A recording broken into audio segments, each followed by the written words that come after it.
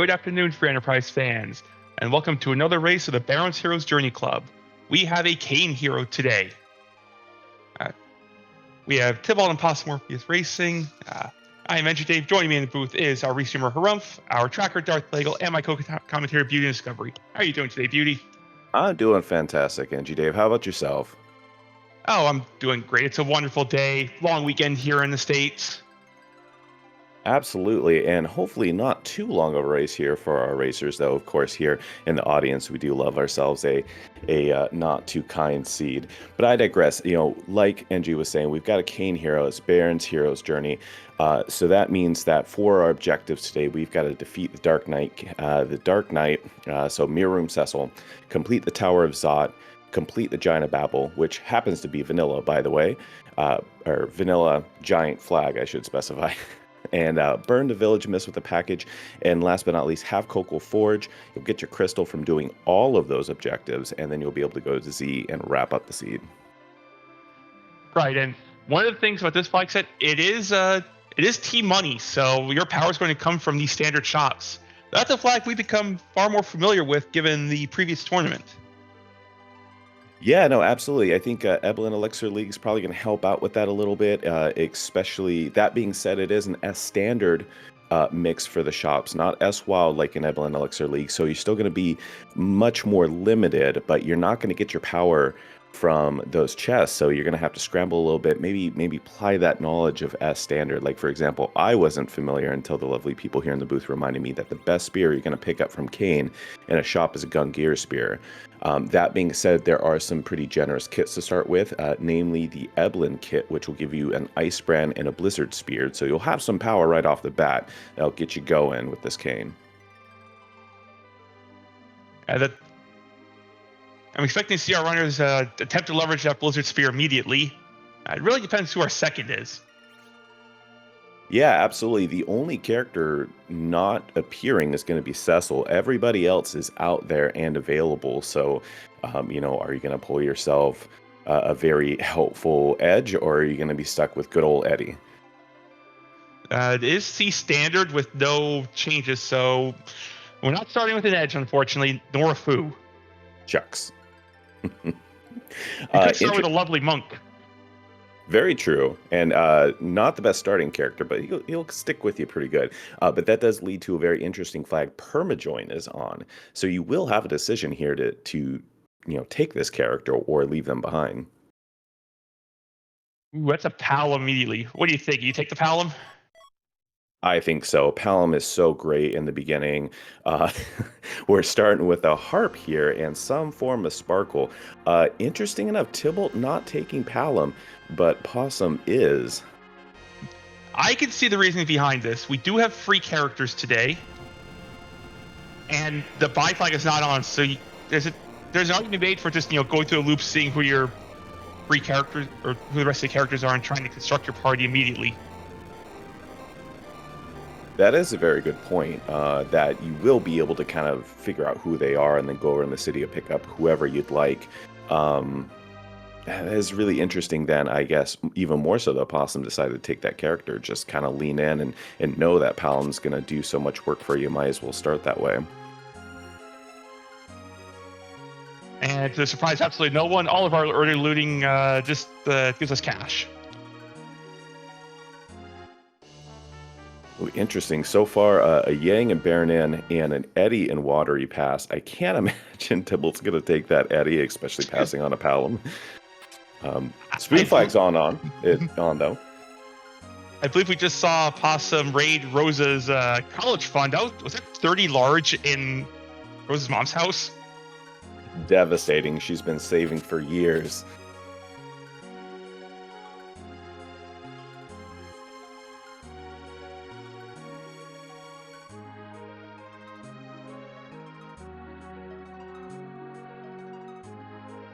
Our runners getting some cash to start with. This is something we saw a lot of in the Eblin Elixir League as well. Get your cash early so you can shop, find good gear for these characters. Yeah, absolutely. Watery Pass is a fantastic place to do that. Fairly high tiered loot in that location and no trap chest to run into, which is probably one of your biggest problems if you're gonna be looking at somewhere like Eblin Castle, you're going to have to take some resets as you run into those trap chests, so you're protected here.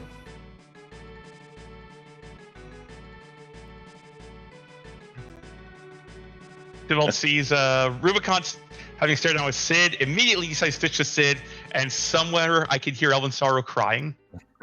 All the more insulting because with a Blizzard Spear, that's probably a one-shot, assuming it actually is Ruby and not Elements.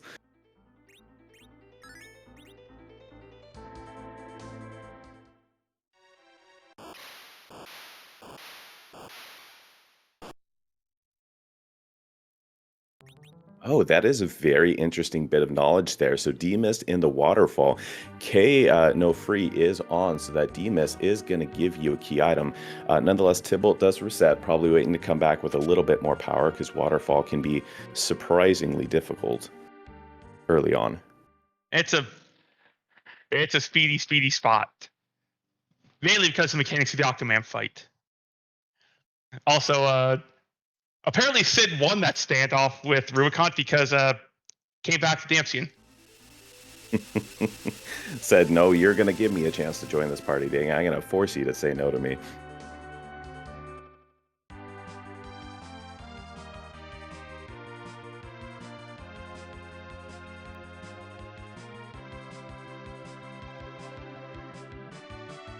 And we got 2 free character spots left to check.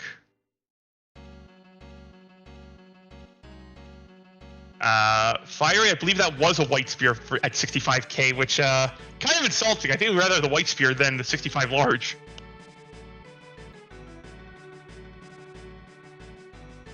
And there's the other twin of Porum. White mages are always good. Porum, not maybe the best white mage. I think that can be argued. But that being said, having both twins on the overworld, having twin cast will do a lot of work for you.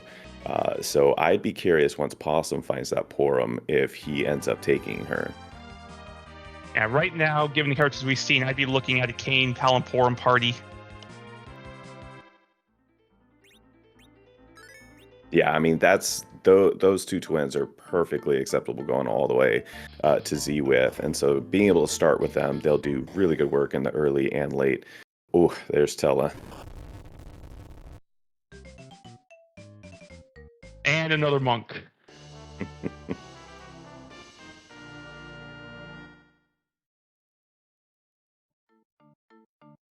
Unfortunately, no free power in the free spots. No cheeky edge or anything to get you off the ground. Tybalt taking the Yang, so we're probably going to see Kane, Yang, Porum.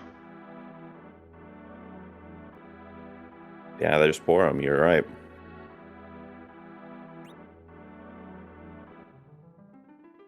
And interesting enough, the Sid, Sid, not the best character in the world, but, you put an Artemis bow on him with some good arrows, even a samurai bow.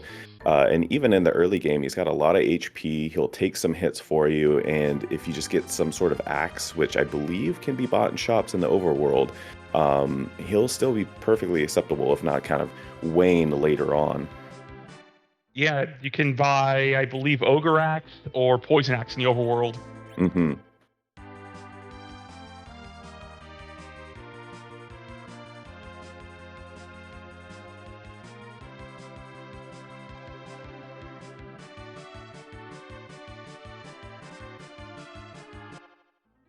That's Elements in Mist Cave, so we know that was in fact Ruby on Hobbs.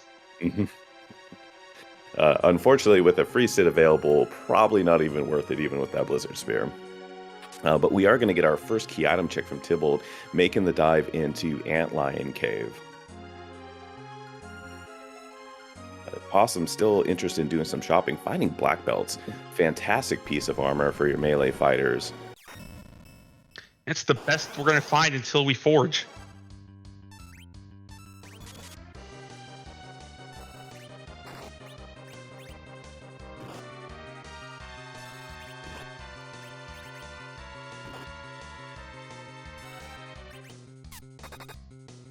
I had to go over the flags real quick. No Adamance is on.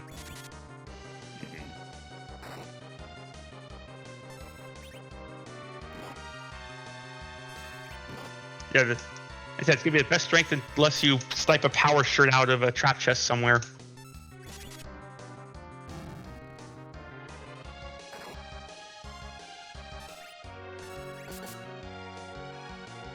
We looking for like headbands, bandanas in here, or the Silveris Shield Emporium. Flame Spear, not half bad. That'll give you some procs against Golbez. If you run into Mylon Z, it'll do a decent amount of work for you. Oh, so about that Eddie. Yeah. Eddie just got a lot more interesting. That is really interesting. I wonder if Tybalt turns around. I mean, without adamant armors, Eddie is just he'll put out so much power for you with that spoon, but he will be so squishy. Up until you find maybe glass hats or protector ring, something like that. Although there is no back row glitch here, so you will have to leave Edward in a more vulnerable position. Very, very true. So not only will he be squishy, being front row, just about everything will one-shot him. So probably a long and hard thought. Maybe kind of leave him out of the party until you find that gear. But I think the question is, do you leave an open position in your party thinking maybe eventually you'll go to get him?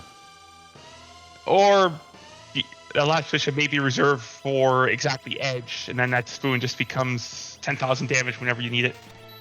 Ooh, there's that cursed ring in Fabul. That's going to be really helpful. Kane, being our hero, is quite speedy.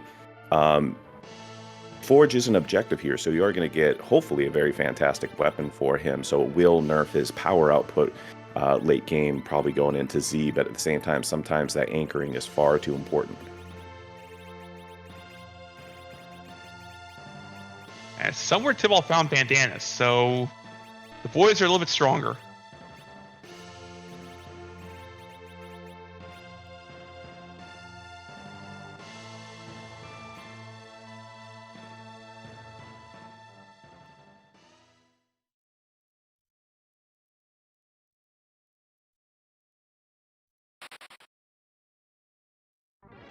And invading football today we've got... Hey, speaking of that, Golbez. Golba is getting out of the airships and coming down to do the job himself. So Golbez brings up something interesting. We have a meta objective today. We do, as with all of our Baron Hero Journey, we do have a meta objective for our hero, which is called Gotcha. And what you have to do is jump over any of these and win the fight. Either Wyvern's opening, DKC's Dark Wave, Golbez's Hold Gas here, or owns Zansuken, or last but not least, Big Bang itself. So it does give you an opportunity. Drat. Oh, Kane did jump the Hold Gas, so I believe that would count. Yes, it does. You are right. I was thinking the Demolish.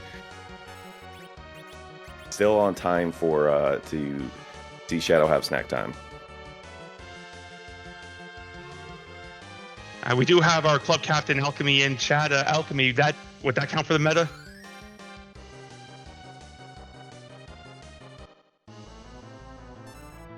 Honestly, a real great play overall anyways, because it leaves your Kane open to be able to throw up a Star Veil early. Not that this spot has a ton of magic power, but nonetheless, makes it at least a little bit easier for you. It doesn't have a ton of magic power, but Kane also only has 216 HP, so Lick 3 is still going to hurt.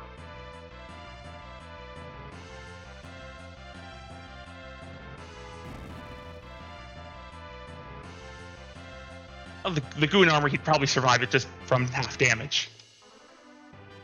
True, that virus will cut right through, but that was only doing about 150 anyways. And for all that work, we get the Luca key. Warp glitch is on, so with that Palom, if taken, won't be as much of an issue. But hey, any route to 10 key items is a good thing. Yeah, it's one for the file. We're not going to be too upset about it.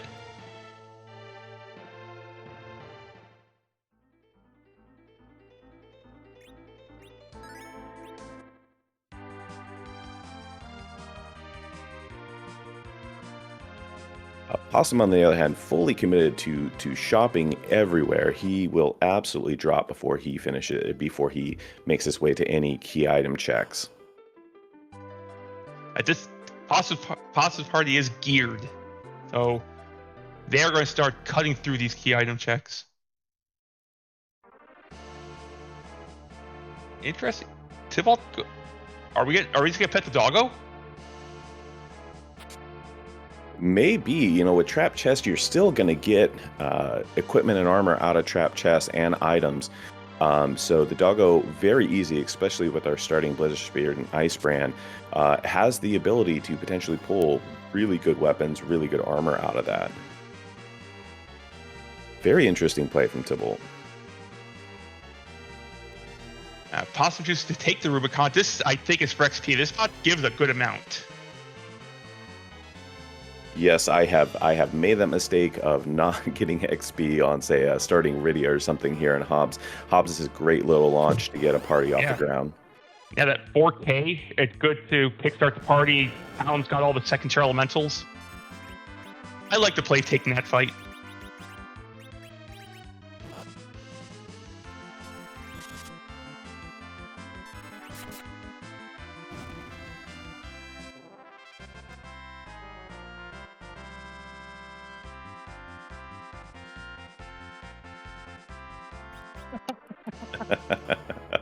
The big sword for the big man who's not going to be showing up, but you know what?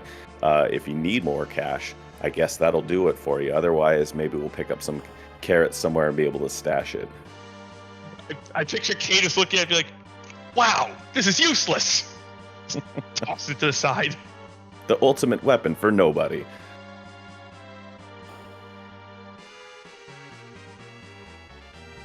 Cabin's not a bad find in Fabul.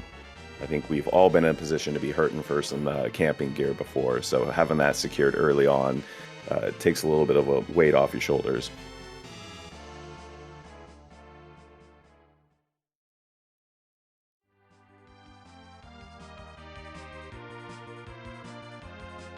And that was just a doggo check looking for some gear. I know we found some fantastic gear, just not for this party. No, unfortunately. Tybalt, going back, you're going to go ahead and take the D-Mist and hope for a really good key item from Rydia's mom.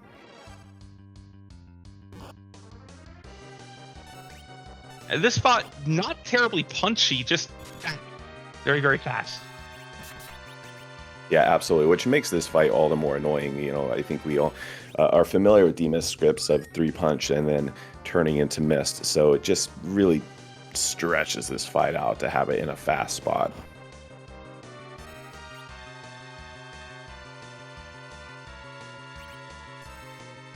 Unfortunately, Possum not able to get that jump off and Kane feeling the punishment for it by going down from a demolish.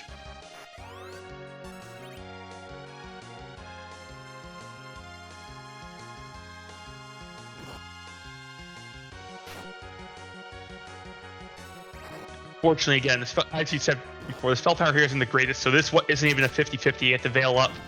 That virus could not have killed Yang.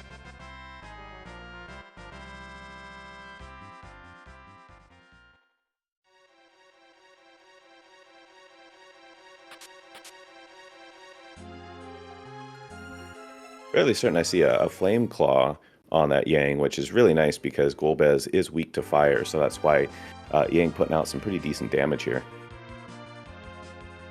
And Tybalt through the D-Mist, just had to wait through a cycle of mist to get there.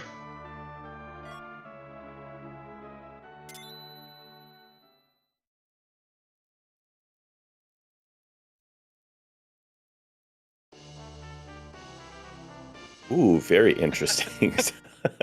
Wait, we were just there. So, Tybalt, about that trip you made for the doggo. You want to do it again? I mean, it's either that or Ordeals. No, Baron Inn is still open at this point. You'll get probably just about all the cash you could possibly need for the rest of the siege from a treasury check. It may be just cash, but it should be a lot. Yeah, it's going to be close to what we saw in Ebony Elixir League. You're just missing a few of the big ticket items that could show up in there, like, big shiny sticks. Yeah, and it is T-Wildish, but is limited to tier 6, so you won't necessarily get, like, the topmost tier. But I'd still expect it to be in the 300k range.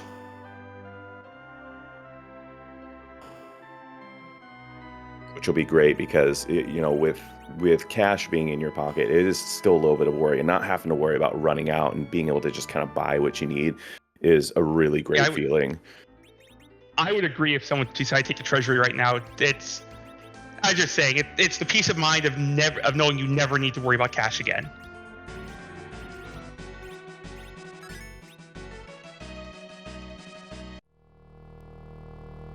Especially with a full melee party like Tybalt's building, just being able to buy a stack of, say, 50 Bacchus. Especially for the party that he's picking up right now. Interesting. Going to go ahead and do the harp check. Notoriously faded by most runners. Going to do it early here before even Zot or Deals, or I believe even Baron in. So a little bit of an interesting play from Tybalt to do this so early. Honestly, if you're going to do the harp, this is the time to do it. What I think Tybalt's going to try to do is route harp to Zot to Baron in.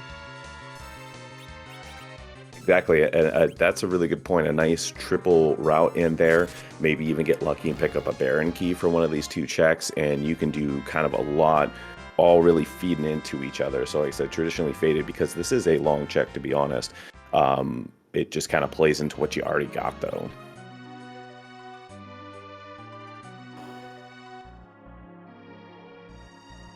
Awesome.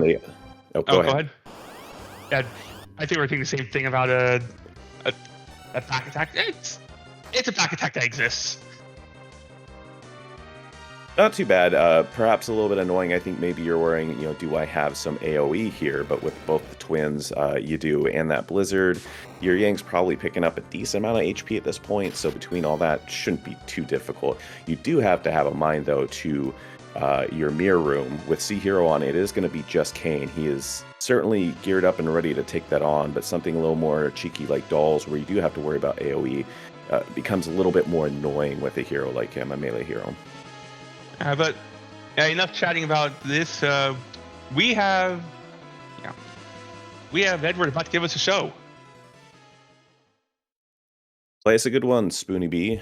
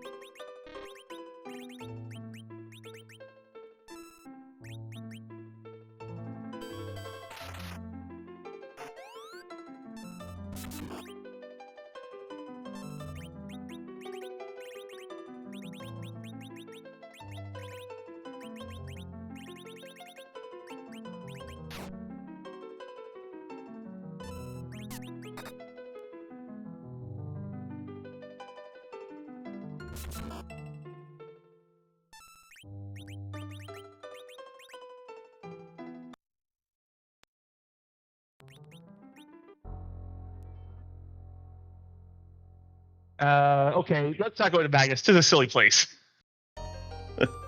With a silly one-eyed flying monster in there. Count, really, really rude. And unfortunately got the better of Tybalt there.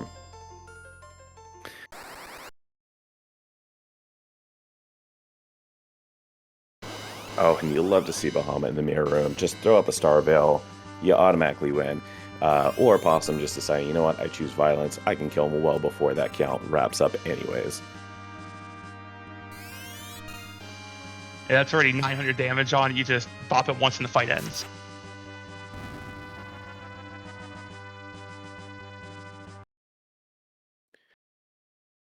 Did pick up a tower key from that check, so that is pretty nice. It was at least a key item, even though Cecil won't be here and tell us Tella anyways. But hey, we have seen him in the seed. He has access to Berserk and Blink and whatever. But with Palom and Porum, it's still probably not worth it.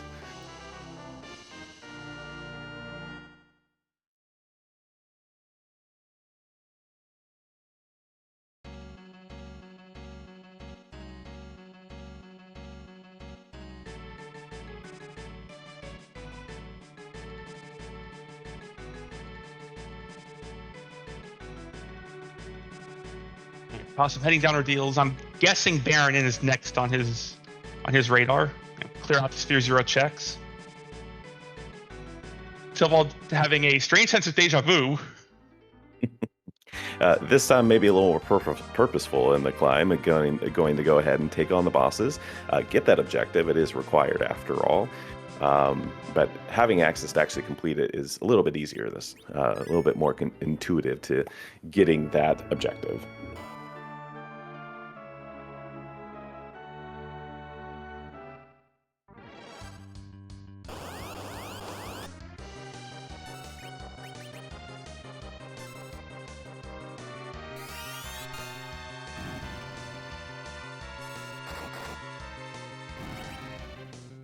I'm not exactly sure how Aquaman got up here. And is swimming through whatever this floor's made of. Always a good idea to check the holes of your airships before you fly into port. Make sure you bring no invasive species up to the Tower of Zot.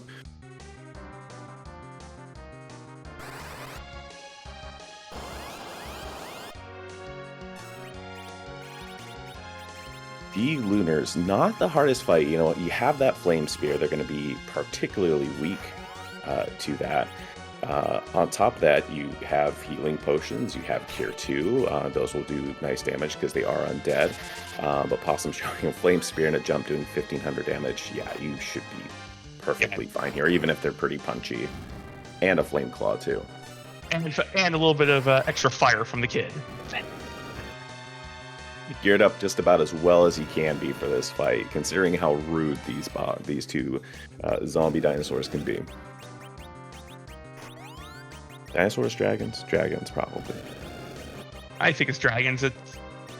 I'm not sure, because the later translation is Lunasaur.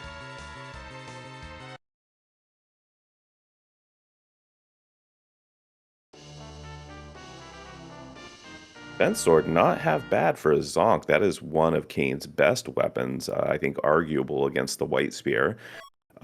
So not something you're mad about seeing. I like weapon upgrades. That's going to be... Kane's not putting that sword down unless you either need to hit a weakness or you forge. Or you find an Avenger.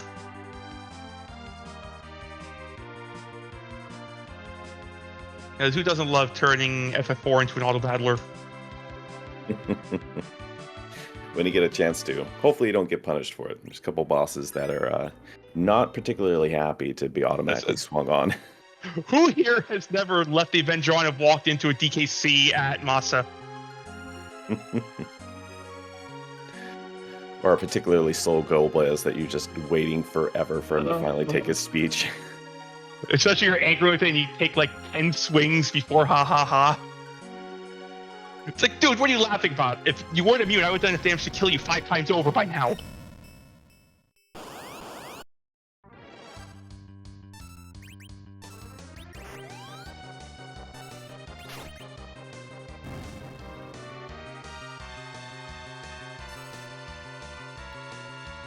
Oh, that's a character up on Zot.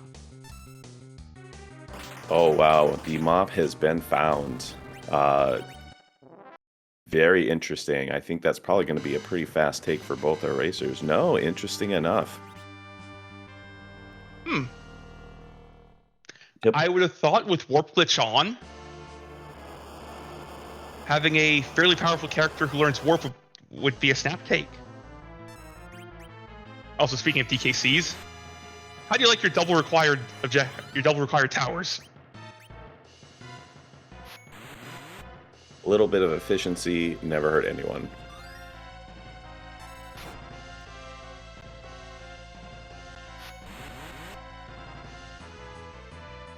Fiery pointing out that, yeah, there's no reason to take the 1800. I agree with that. Yeah, until you get Fu fully powered up, he can actually be a bit of an anchor. Starting Fu Seeds can be surprisingly difficult. Usually you just think he's kind of an automatic win because he's so powerful, but if it's not vanilla and you're having to pull your spells 3 at a time, if you get some late hits on some of those, he won't necessarily be the most useful character. You know, we've all seen those seeds where it's like Nuke at 1800, Quake at 17, Virus at 15. It's like, come on. Where's the good stuff?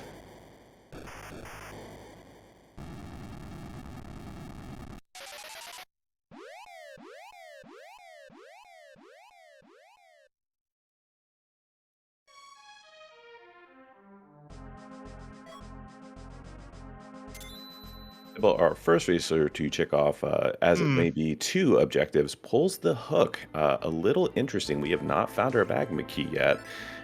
So that is looking like it's probably going to be our way underground. Unless that plague is holding it.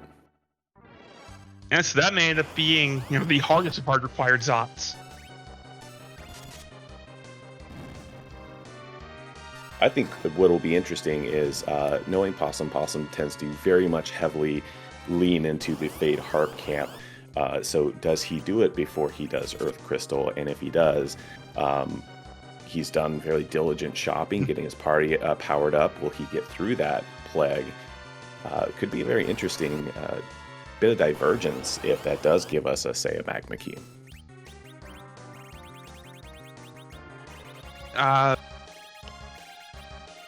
Yeah, I think Possum is the same mind. If you're going to do Harp, this is exactly the time to do it because you're already in the neighborhood. And has chosen Fading the Harp.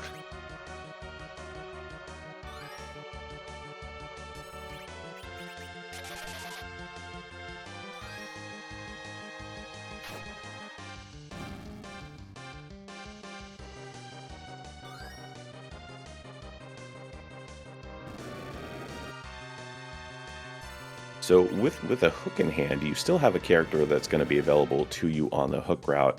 It's going to be curious to see if Tybalt goes ahead and peaks that character and runs a hook route with these 4 characters, potentially, if it is 4, or goes to Mysidia and says, you know what, before I go underground, let me just shore up my party, take what I've got and be happy with it.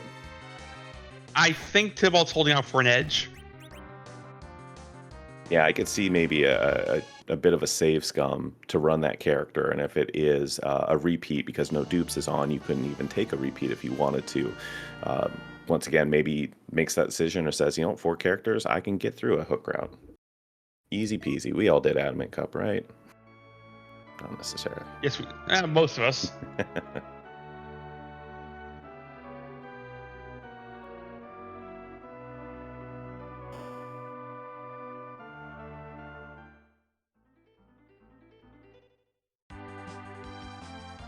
It'll be interesting to see if Possum decides to take that food, because that's going to determine.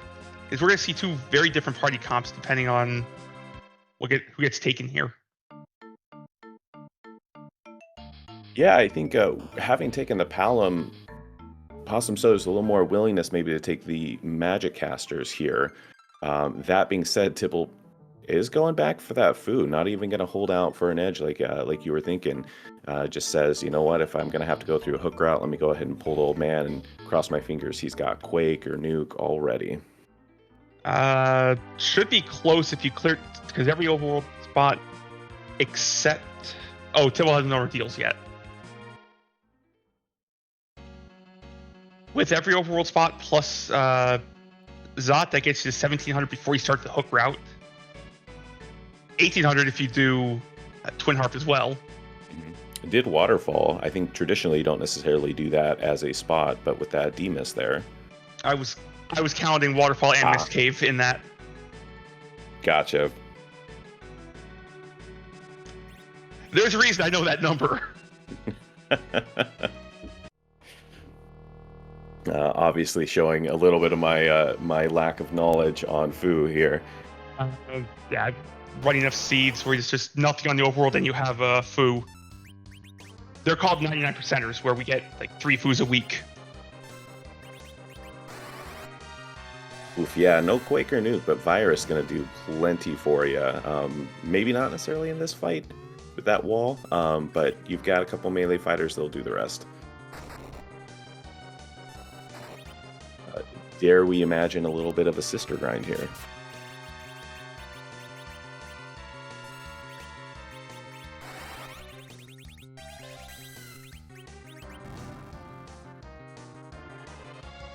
I don't think we're daring. Nah, just get it done.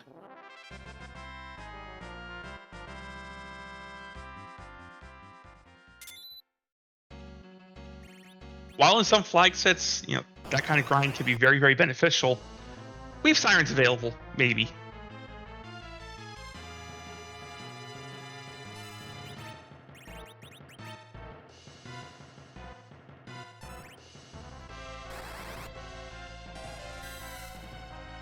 The silver lining of seeing those orbs there is orbs can be such an annoying fight CPU, but knowing that's a dwarf too, and with Palom in your party and probably a Foo, you can probably one-shot those with a Quake as opposed to having to just really grind them out at a few other spots. Agreed. Orbs at dwarf 2, the big orb only is 2,500. That's completely fine.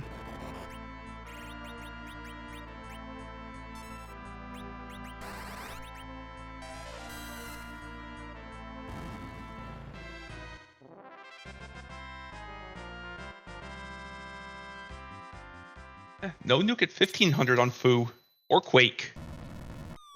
Interesting enough, though, Possum going in and reorganizing some magic, showing that he does have white, though, so you may not have nuke, but you still have that really, really powerful holy spell.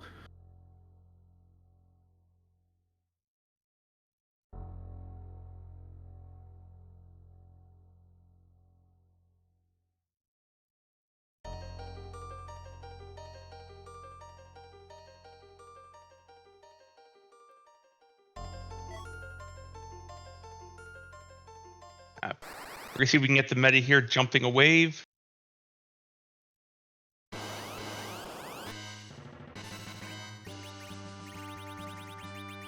And got him. Now, oh, interesting, got him. So the jump didn't re-trigger him to throw more waves. Nope.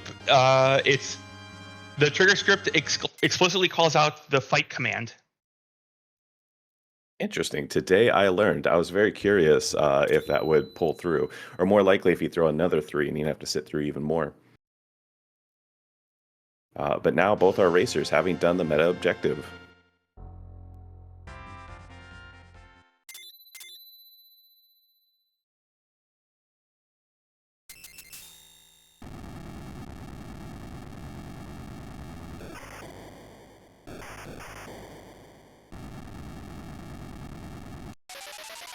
And barring the floating eyeball having magnet key, we have ourselves a hook route.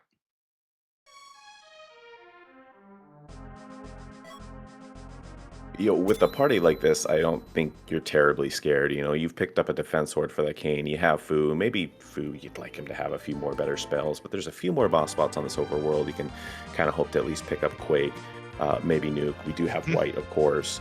I think you still have options, and there's certainly worse parties for a hook route. And you see Possum going straight to Mist Cave to get 3 more spells.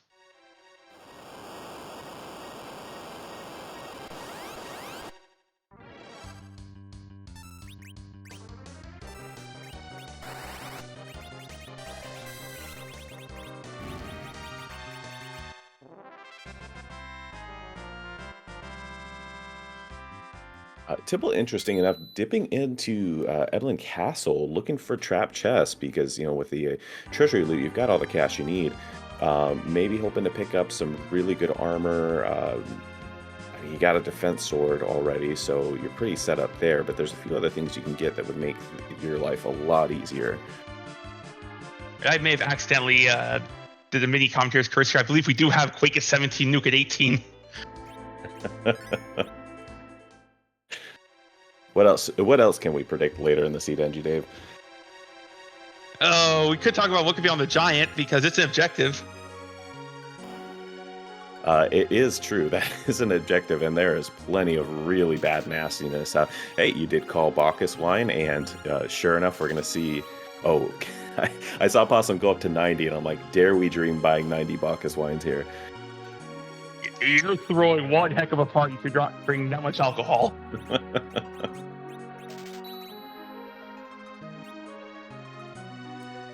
That's why even on money you loot the treasury, because you had enough to just be like, oh, Bacchus wine, let me just splurge on all the wine I'm going to need.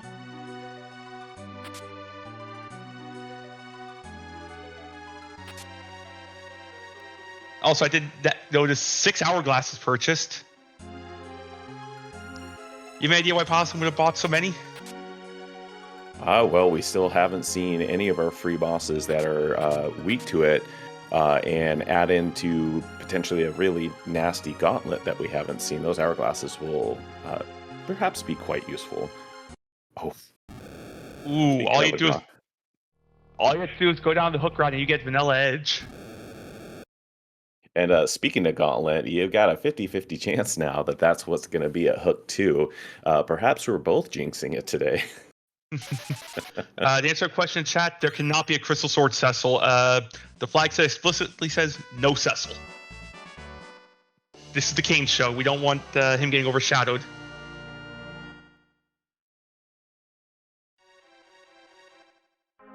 Chat pointing out my incorrect statement. We have seen Dimps in Antlion Cave, so we have seen at least one of our bosses that are hourglassable. But nonetheless, I think Possum feeling pretty good about those hourglass purchases if this is a gauntlet. That said, this gauntlet does have a couple just singular egg fights that will be easy enough, especially with a strong Fu. Agreed. Yeah, with Quake, you could just, shake the earth a little bit and all 5 fights go away. Worth pointing out on Tipple's side while we were chatting, he did pick up that white spear from a trap chest. Let's find a way to stop a Crystal Sword on Kane. Well, there's a 1 in 3 chance we can do that. It's called Abel's Lance.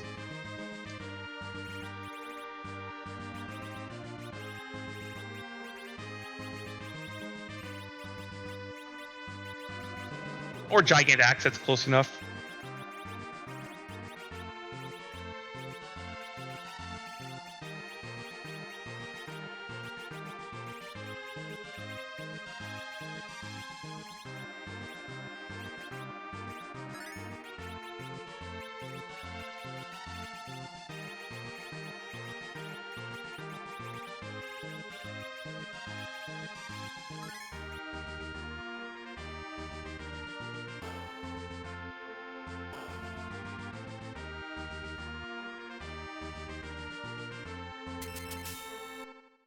Awesome, going to give us a look at this spot and an Odin, a very fast Odin with Quake and probably, Lit 3 not going to be too big of an issue, but oof, still not nice. Yep, we got Lit 3. This Odin's about to take quad 9s.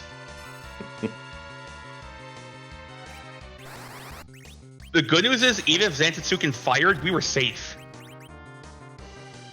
Yeah, Zantetsuken, magic-based attack, and not very good magic there because King Queen not meant to kill you in the vanilla game. No, that spot has 1 roll. Zantetsuken will do about 200 damage.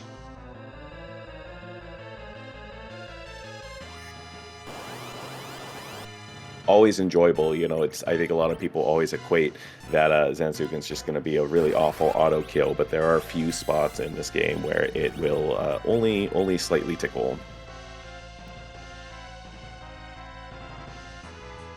And we see already, Fu is just making short work of this gauntlet. Apparently, commentary crew is clairvoyant today. This is not the thing we should be using that talent on. No. Perhaps we need to put our heads together and go buy lottery numbers later, NG Dave. Might get behind that. Can you give me the exact numbers so I can go win second prize?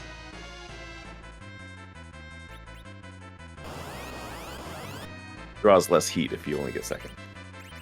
Exactly, and still a good chunk of money.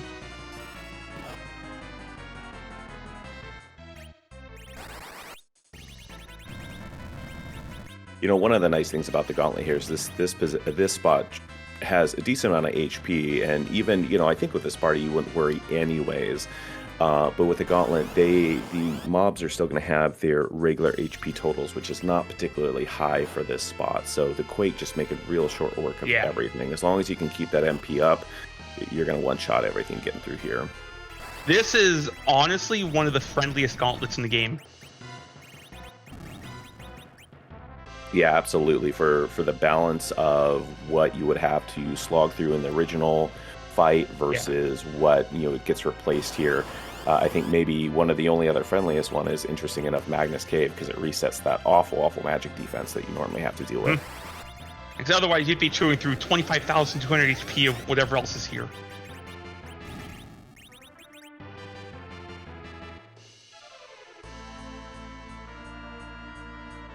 And Fiery pointing out the Feymarch Golems are the same way. They're oftentimes friendlier than what they're replacing.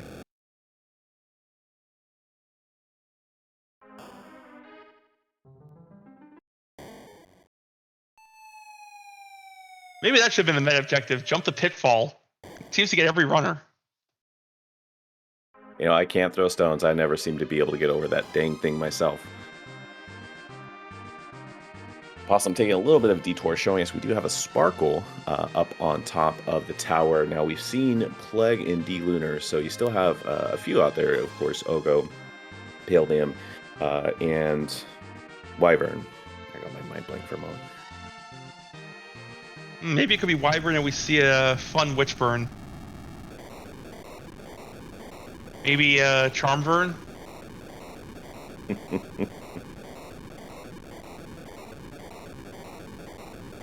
Get good charm on Fusoli and watch the rocks fly.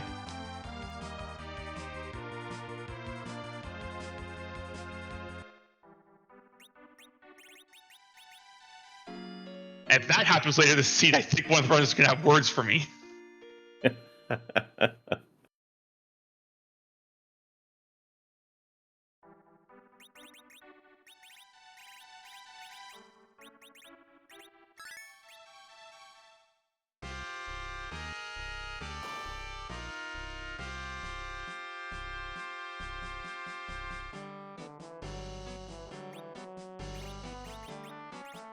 No sirens in Dwarf Castle, but we do have coffins, a real good companion item to the siren, but also, once again, really good on those boss fights that don't have the boss bit. All right, now we know that we don't need all the hourglasses for them because it's gone.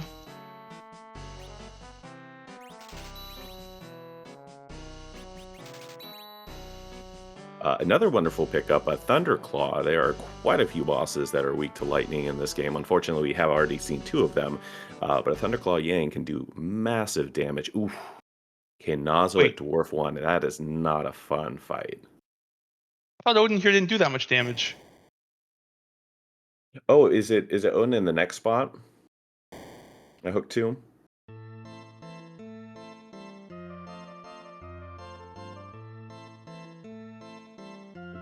I'm looking up the list right now. Interesting. Our tracker Darth Plagle pointing out in chat that Tibble does not have Lit 3, so does not kind of have that one-shot kill capability here. It has to find a route to get through all that HP before that Zansuken goes off. Oh, that's actually a spell power. I thought it had very little, unless it's the script from King Queen that does it.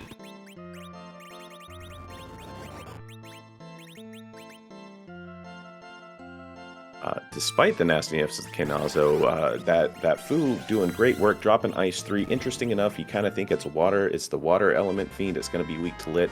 Only weak to lit when it has its wave up. Otherwise, weak to ice.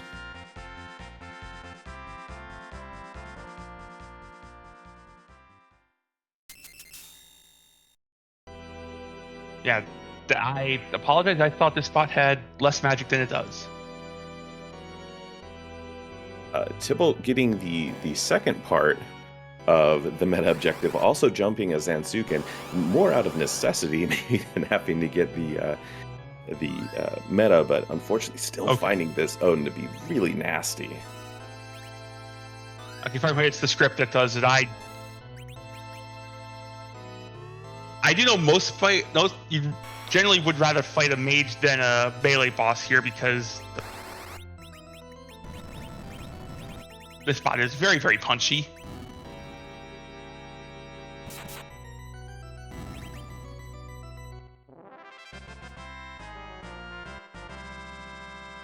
I wonder if it's totally better off just using a Lit 2 here rather than Virus.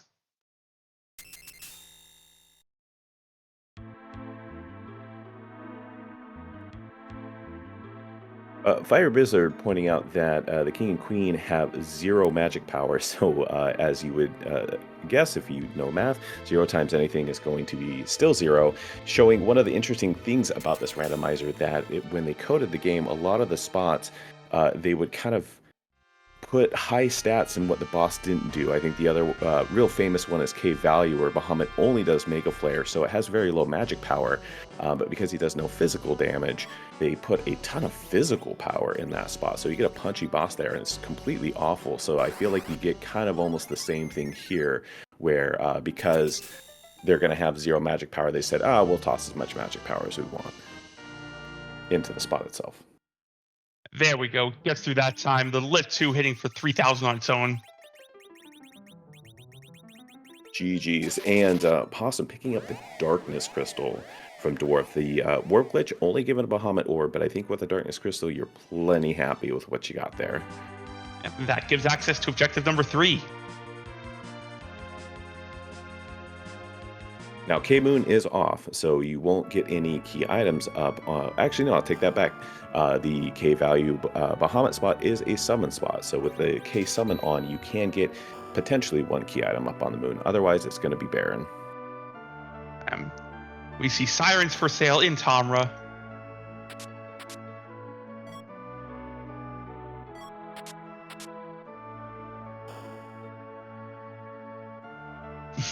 A little bit of tease there. Looks at the job. Dwarf is like, nah, I don't want to. Not going to be the runner of the people today, unfortunately. Ooh, Strength Ring's really nice pickup there in Tamra as well. Kind of rounding out the last of the armor that you're going to need for your physical fighters. Also Charm Rods. So get the mages a little more firepower. Especially with all those sirens we saw purchased. Looks like we're setting up for a mage party.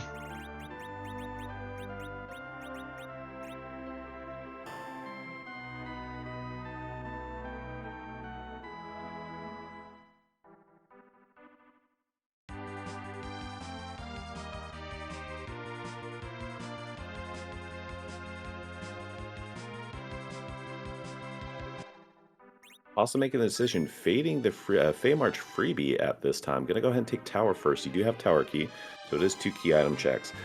Maybe pick up a little more experience here so that when you do go down to the Feymarch, you not only get the freebie, but have a little more firepower to take on the 2 bosses as well.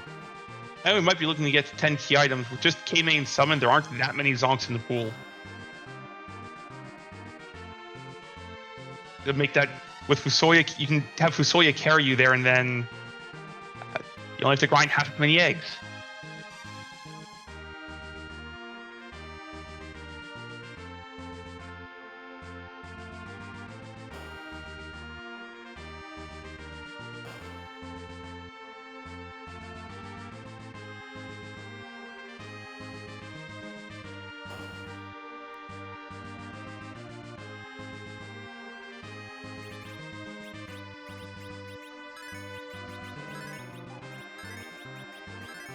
Tybalt landing a stone cast with an off-center slot.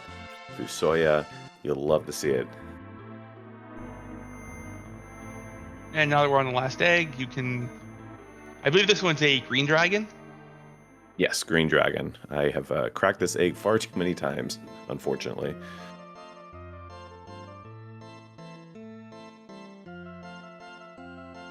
Unfortunately, not as much XP and more HP than its good friend, the yellow dragon.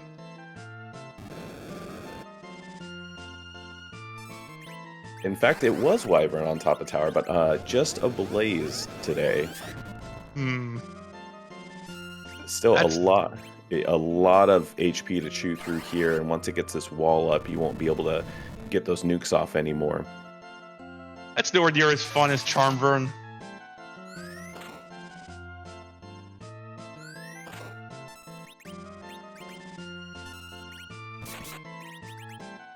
Fortunately, we have a spell. Fortunately, Quake doesn't care about your walls. No, you can still fall into a cracked earth even if you have wall up.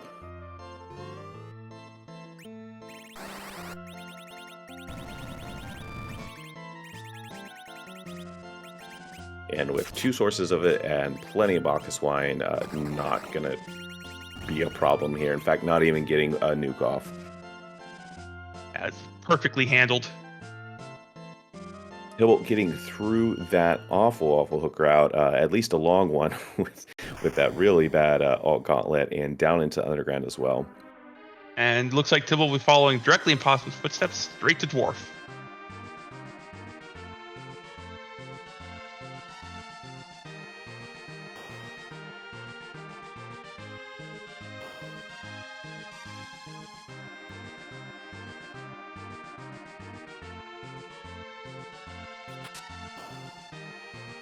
Picking up a Baron key from top of tower, maybe not the best key item, but still 2 more checks there. The Odin Throne spot could be particularly nasty, but we still have some options here underground, so I imagine that's not going to get touched until it absolutely has to.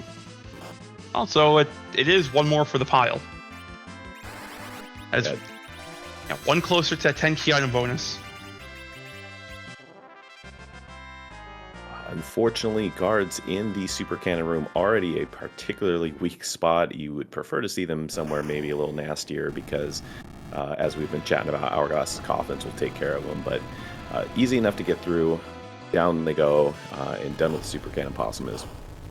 And I believe Baron guards are the only boss left you can coffin.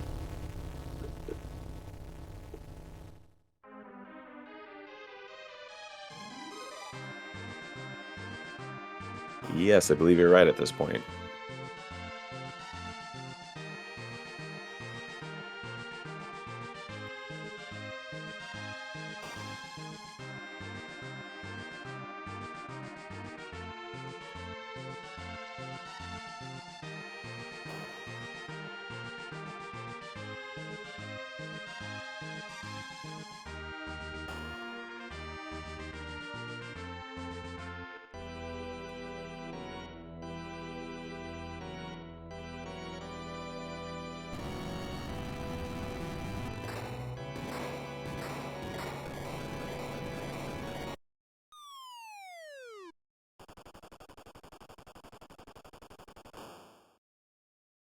And from that tower key and blowing up the super cannon, we are going to get a legend sword, so that is required. Half of our forge is now in hand.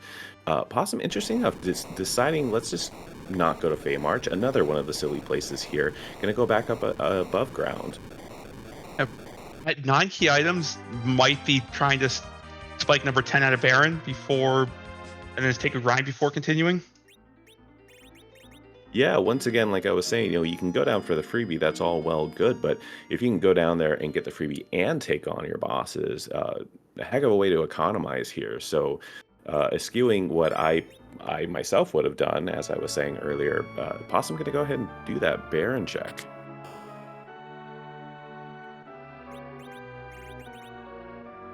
And maybe we find something good in the armor shop, like absolutely nothing of value. More crystalline gear for someone we're never going to see.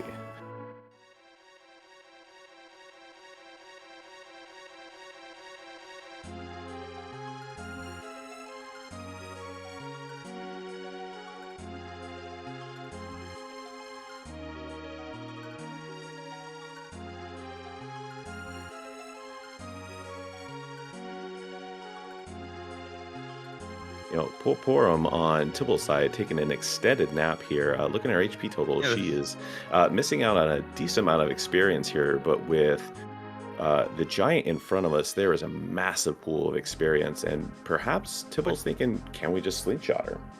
Yeah, with giant, with sirens, you'll make it up later. Mm-hmm. Not nearly as important with the Fusoya. You already have all the access you need to curatives. Bacchus wine, you don't need Berserk. Maybe Blink would be a little helpful, but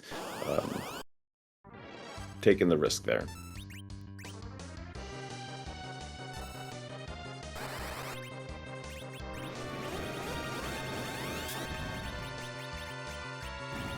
One of my favorite parts about the randomizer is the glove palette from Dwarf being randomized. to a very industrial-looking glove there. Yeah, that glove is made out of scarcely few parts, I believe, today. Perhaps it makes sense why they couldn't thwart a floating glove from taking a crystal from them.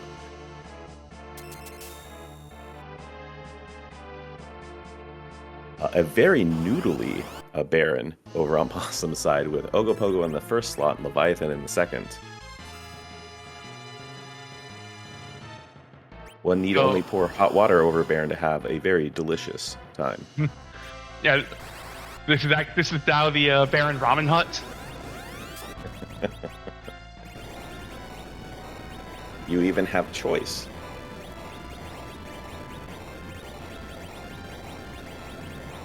So Leviathan would be kind of your more plain ramen. Ogopogo is more spicy. You just extra watery, I suppose, with the double wave. I was thinking the blaze counter. Oh, very true.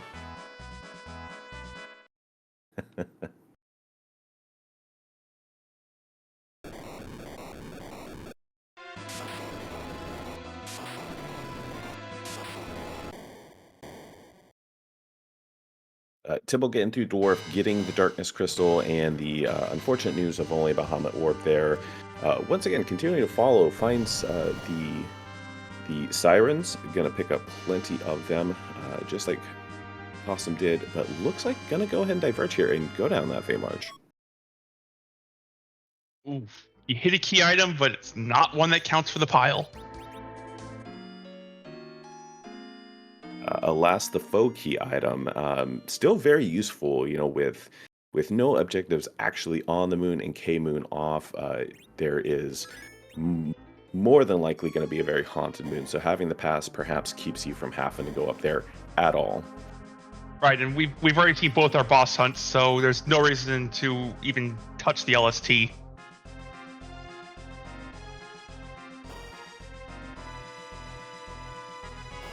Nilla Rattail from the freebie chest down the Fey March.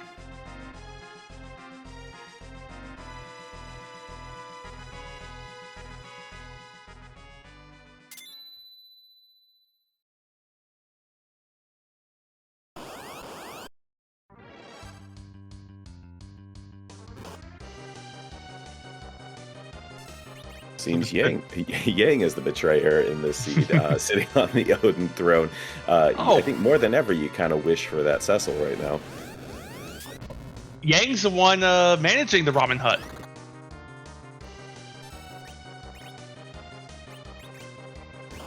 Someone's got to keep this place running.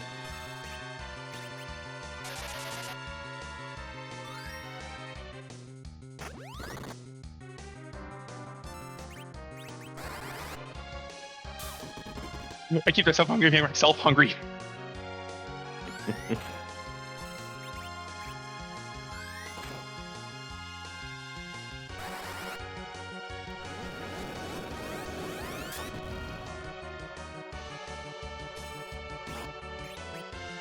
You know, thankfully, this is not the most punchy spot, only throwing for about 600 damage, and then, of course, the kick's not doing a lot, so it may be a pretty speedy spot, but this is probably one of the more preferable places you'd love to see this boss.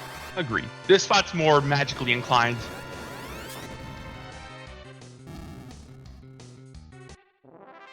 Yeah, as we were chatting about earlier, Zanzukin magic-based, so they kind of pumped it up a little bit because they really wanted it to hurt. It's kind of thematic. And Possum being rewarded for fading self on his first trip in the underground, getting the pan there, so now can just single dip the self cave with the pan and get a check from it with K Summon on. You're gonna run your restaurant now that we stole your pan. Seems silly to cook noodles in a pan anyways. I guess you could fry them, but wouldn't you need a pot? I think it's more for frying, like, the additions to the noodles. If you're going to make it spicy, you got to cook up something good for it, right? Exactly.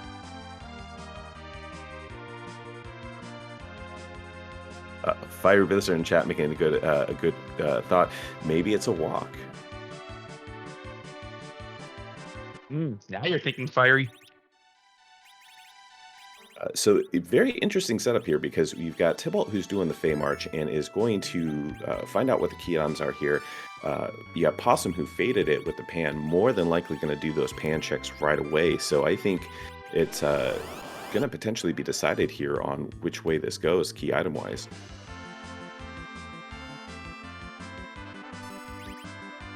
And that's not looking too good. Moonveil really nice for that evil wall coming up though.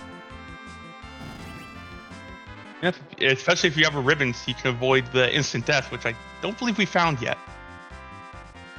No ribbons. I think you would have to pull those out of Kokol.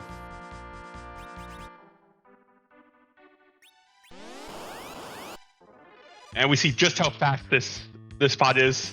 While yeah, People Wall does cheat, it got 3 turns before we even saw a menu pop. 4 turns. Holy Toledo.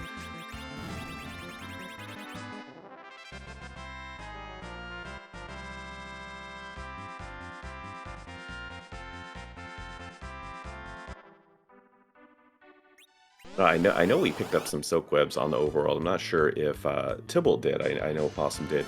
This is a great location to toss a silk web. Yeah, just cut that evil wall speed in half. Even then, it's going to be particularly rude. I mean, honestly, this is a great location for the curse ring as well.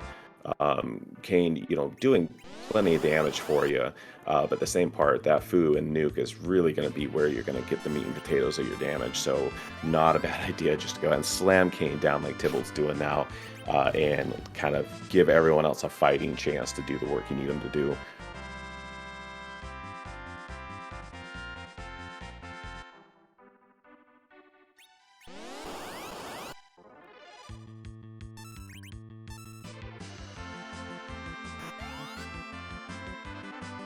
Round 2 with the wall. Alright, he seems to be better set up to handle this. Is Kain at 0 agility? He did put the Drain Spear, so really doubling down on pushing him down, but potentially everyone's really fast. I think Kain might be at 0 because he went first. Which shouldn't happen otherwise.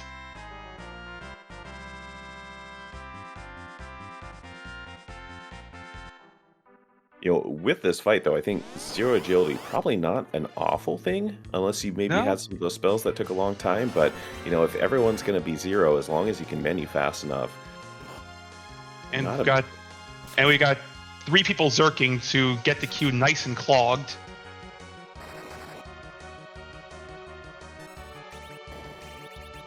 Yeah, not have to lose any time to that menu draw either. Is skewing going for some defensive play? I think some people would take Fu and maybe cast a couple blinks to keep your Zerkers up, but just going full on damage, all gas. And this spot's only got 23,000, so just putting the pedal down, very good play.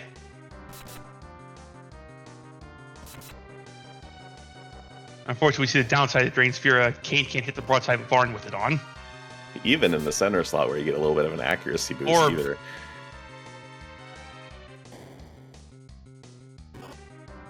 Yeah, unfortunately getting really hairy here. Yeah, Sid's not tanking this hit.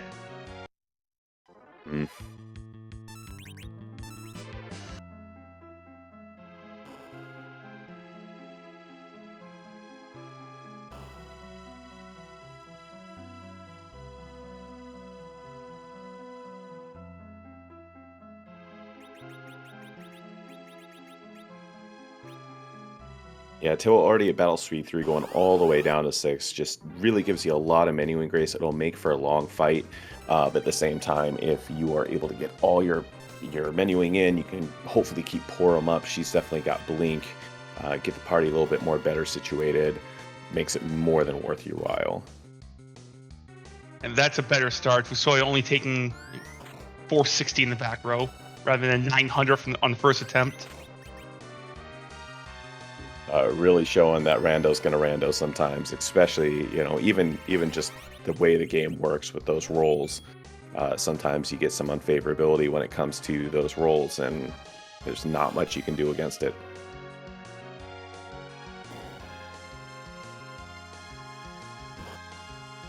Possum finishing up cracking eggs, made himself a nice, delicious omelet through eating, and going to go ahead and turn in that pan.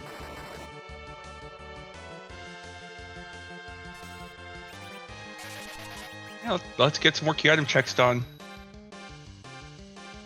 Knowing that you're just a package and adamant from Go mode. Yeah, 2 key items. You're going to get 3 from this check for free without having this boss check. You know, unfortunately, seeing that first zonk, we know that there is one other key item that Tibble's going to have to find. So, just a sand ruby, unfortunately. So not what you're looking for there, but you still have the actual pan turn in itself.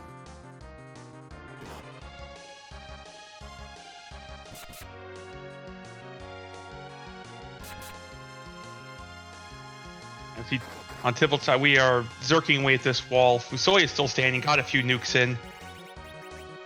Hopefully this next punch goes Sid's way. Yang works too.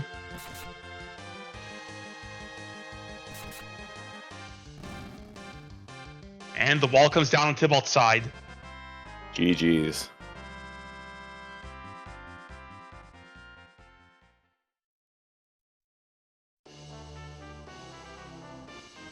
I'm not going to say it. No. Very unfortunate. It is a key item, which only 9 for Tybalt. Tybalt, though, does have that rat tail, so there's still that possibility to kind of find that, you know, as a vanilla rat tail, maybe it's just a vanilla adamant, too. Very fair. Although we did see the package come from Sheila. I believe that was packaged for Sheila, too. Yeah, Sheila too, so that pan is hard required. You do need to go get that. Which means either the Twin Harp or the Rat Tail has the adamant. Have we checked everything else? I believe so at this point, yes.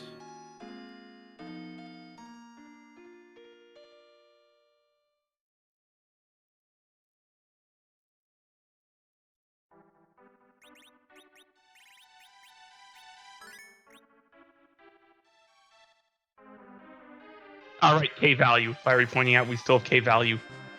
Very, you know, I mentioned it earlier and I can't even remember what I said earlier. Yes, K value. That one would be probably the most interesting because I imagine for both our runners, it would most likely be your dead last check. It is quite a long trip. There's not much else you're going to need to do on the moon. You already have your Bacchus wines, your sirens. You really probably would rather prefer just to stay out of there. Yeah, so you can avoid the... So you can avoid raising the whale, that whole cutscene of that.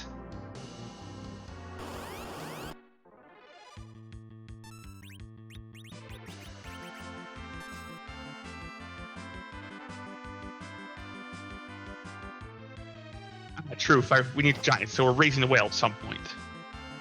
So it's a long trip there and back.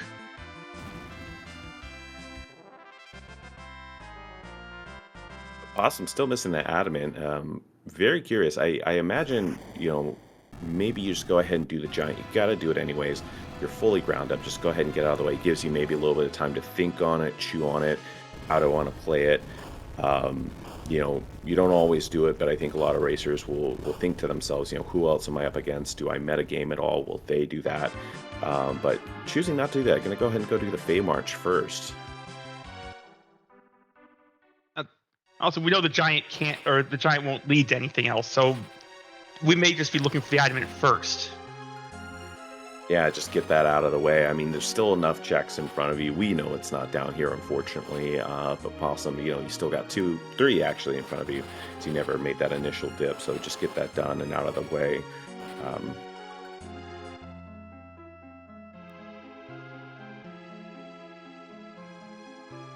How do we know... How do we know what? That the giant's not going to lead to another objective? No key item checks up there.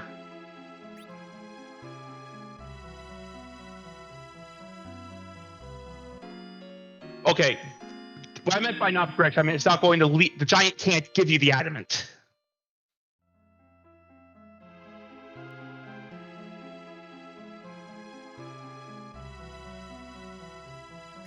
So I think this is just track down the adamant and then go, go, go.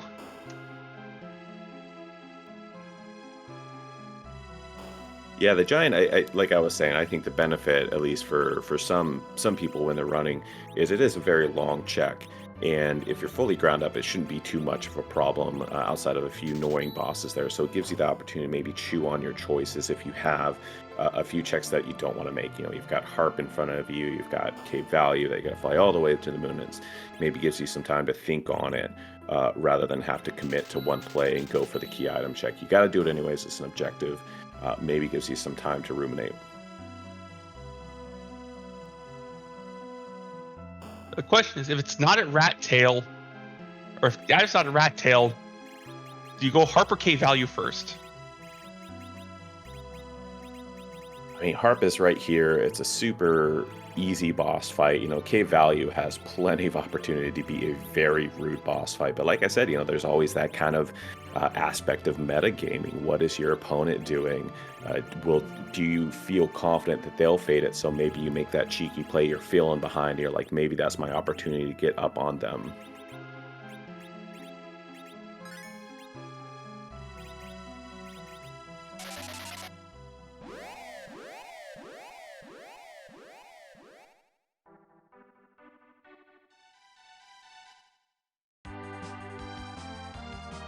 We're going to find out first, is it the Rat Tail? Possum deciding turning in Rat Tail feels a whole lot easier than taking on those bosses, even if you have all your levels you ever need. So sets up a save scum. Dude, where's my hovercraft? Oh yeah, that's right. This was a hook route. Let me go get it. We've all done the dude, where's my boat thing before.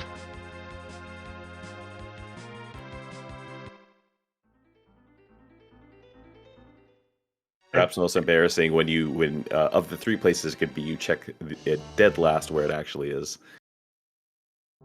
Yep. Reset right back to Fey March after seeing not adamant. That check was going to be adamant or reset.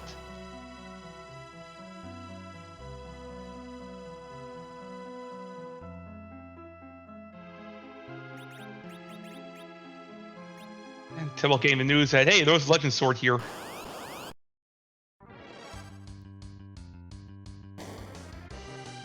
Oh no, you know, unfortunately, Tybalt not having the pan quite yet is going to make this self-cave dip. And like we said, I'm fairly confident that package came from the actual pan turn-in itself. It did. Yeah. So you have to do Baron Basement to get it.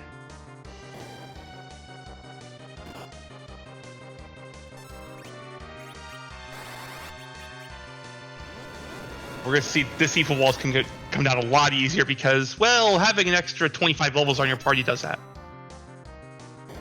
2 sources of a nuke.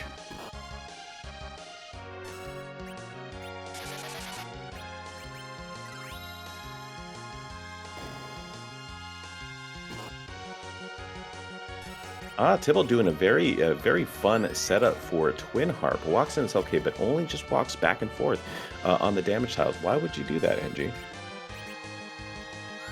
Because you really like hearing the crunch, crunch, crunch, crunch, crunch, crunch, crunch sound. But if you really like it, wouldn't you turn on the flash effects to really, really embrace the feel?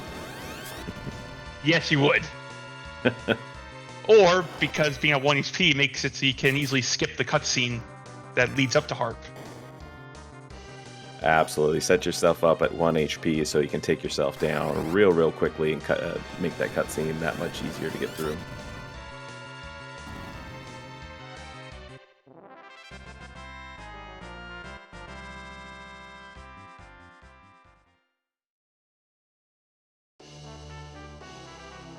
Possum getting through that evil wall, getting his magic key, seeing that he has picked up every single key item but the very one he needs.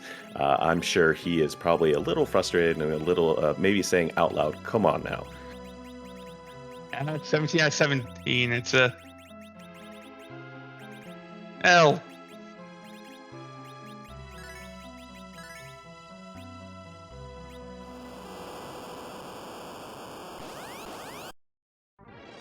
We have that emote for a reason.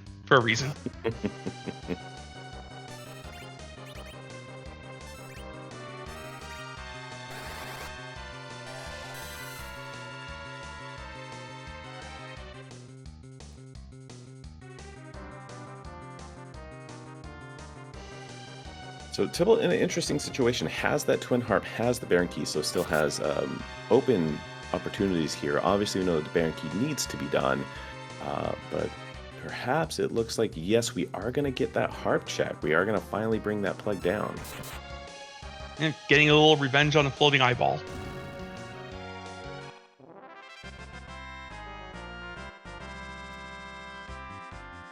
Well, while he sets it up and while Possum gets his Moon Veil from that, I think it's a great opportunity to say that we have a wonderful Discord in this community. If you've been enjoying this race and you'd love to maybe join in, maybe try your hand at Free Enterprise and see what it's all about, we encourage you to hop on over, join up. Just a wonderful community, very welcoming with a very thriving newbie corner, as well as maybe take an opportunity to toss a follow to our wonderful runners today, Tibble and Possum.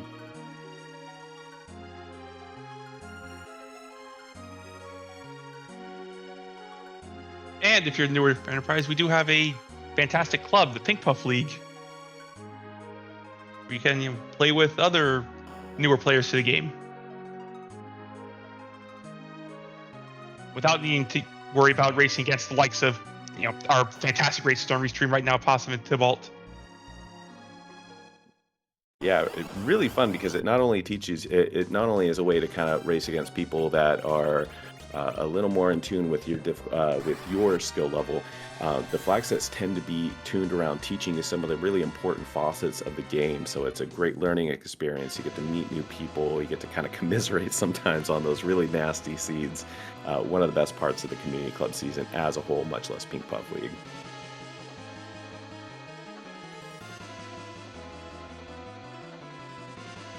And Possum has made his choice. We are fading the harp till the end. So here's our linchpin. Spoonie B going to play us one more time. Let's hear that theme of love.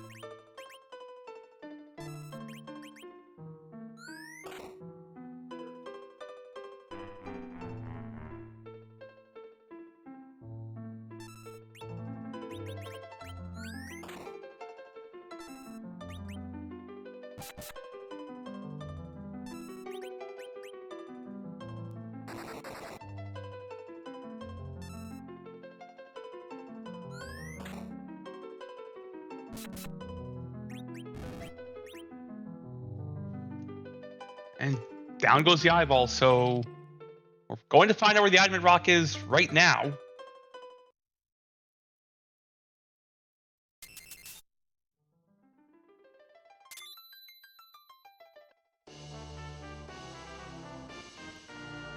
That is a required twin harp.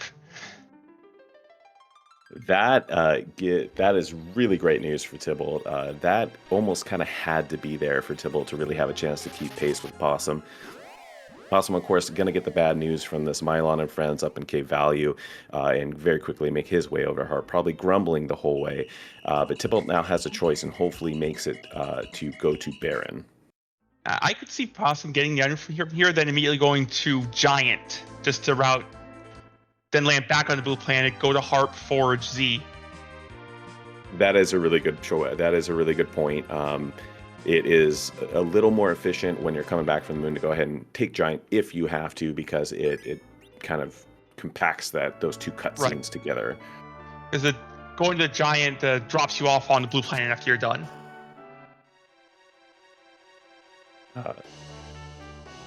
Tybalt making the good play to go ahead and go into Baron. With the levels and the team he's got, I'm sure we'll go ahead and take the basement. Very curious to see if you take the basement first or if you take the throne. With a fully leveled party, it's slightly faster to do the basement after the first boss spot and economize. Of course, a little less safe because you don't have an opportunity to save between. But we know the rudest of the boss is already out of the pool, so fairly safe. Like, by the time Tybalt gets there, Ogopogo will be gone, Wyvern's gone, DKC is gone, Golbez is gone.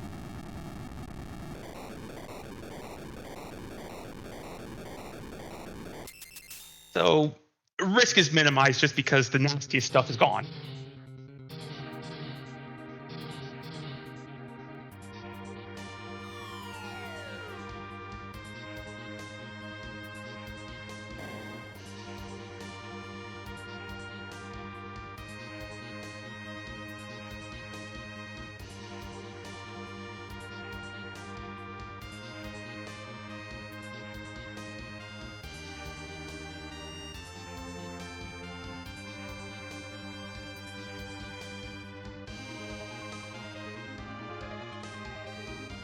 We're going to go ahead and do the throne first. Actually, probably the smarter play. At this point, you only are looking for one key item, so maybe the hope is, hey, if I pick up my package here, I don't even have to worry about doing that open spot.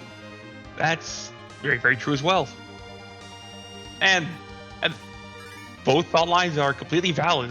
They're both continuing to do checks.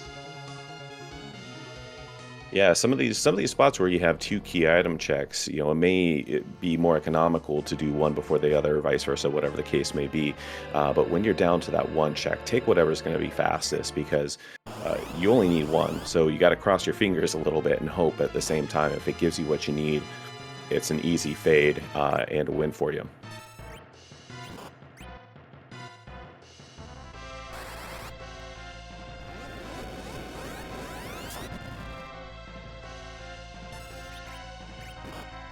Tybalt also smartly taking the opportunity during the crumble animation to put the adamant at the top of his inventory. Not only will make it faster to get to that adamant when you turn it in, but also will clear out a nice empty space for crystal to then slot cleanly into. It's very well done. Those small optimizations will pay off by the seed. Actually, I'm thinking about it, and I may be incorrect. I think maybe the weapon from the forge goes first. I'm not sure the order of operations here.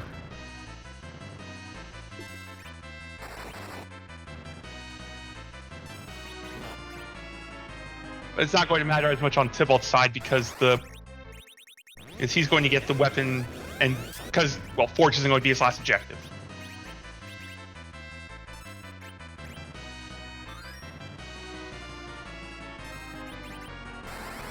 It will be nice when you go talk to Coco to just immediately have your cursor on the adamant so you don't have to go find it. Exactly. Now, Antlion in the element spot, not the funnest spot to find Antlion in. Probably not a very difficult one, but if you have a very melee-heavy party, it's going to be slow. You're going to look at a lot of counter animations. But Possum very smartly saying, hey, I've got two nuke casters, a white caster, and my two melees also have non-fight commands, so who cares?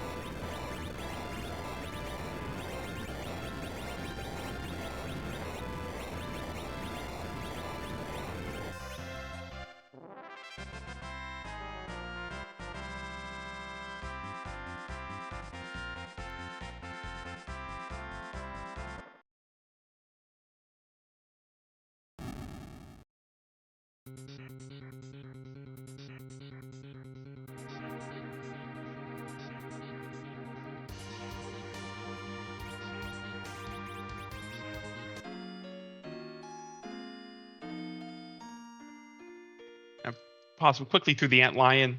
Tybalt handling karate very well.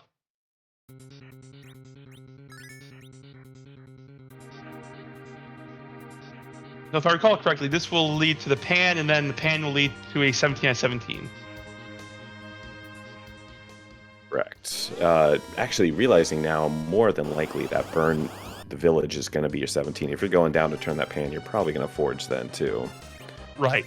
Mm-hmm. So it doesn't matter whether Crystal's going to slot in. That's not happening for another 10+ minutes after about 10 minutes after you forge. Yeah. Silver mining, though, you are able to kind of put those two together. Saves you a little bit of a trip, even if maybe you would have preferred just to have that pan the first go around. This is the giant of do not use the fight command. Good party to not have to use the fight command at the very least.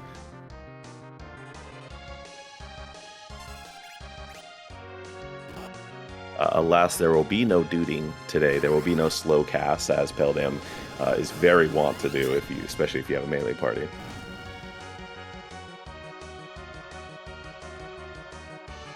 Really good boss to see there, though. That CPU spot can be particularly nasty, being quite fast and having high stats, and both magic and physical.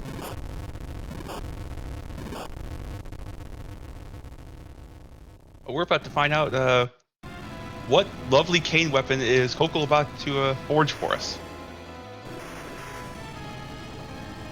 Will it be a giant axe, a piggy stick, or an Abel's lance?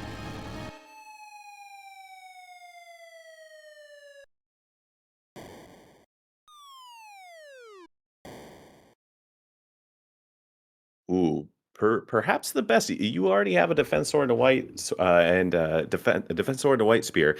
Already have great weapons. The Gigant Axe, while it can go on Kane, who is our hero, can also go on that Sid and make Sid really, really powerful. Yep, Gigant Axe is roughly the same power as a Crystal Sword. Yeah, so that's probably the best of the weapons you can pick up there, because you already had plenty on Kane. It maybe gives you an opportunity to curse him and let Sid really be your damage dealer instead.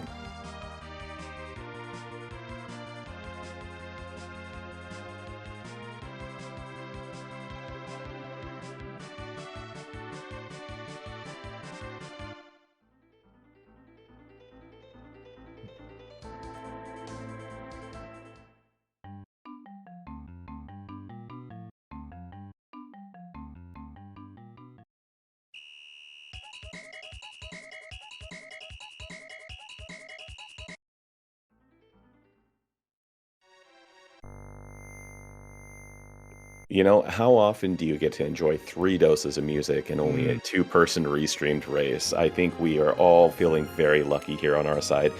Maybe not so much our runners feeling lucky that they have to do so much harp. And maybe And there's at it's least one person here in chat, our lovely restreamer, who's feeling a little less lucky as well.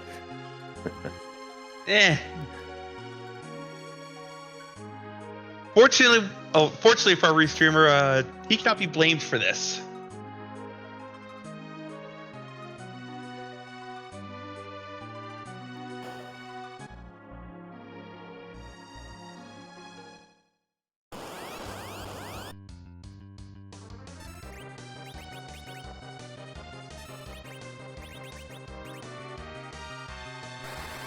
Any and all complaints about hard required harp can be taken up with the club captain.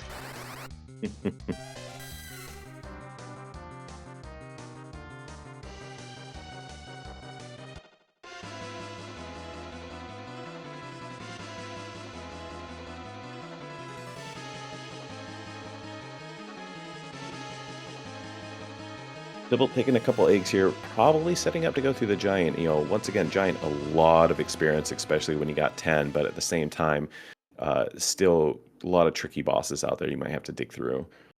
And while it does give a lot of experience, you'll still need to get through the 65k on the first spot, since we're down to one free. We haven't seen KQ yet, so down to 2 free bosses.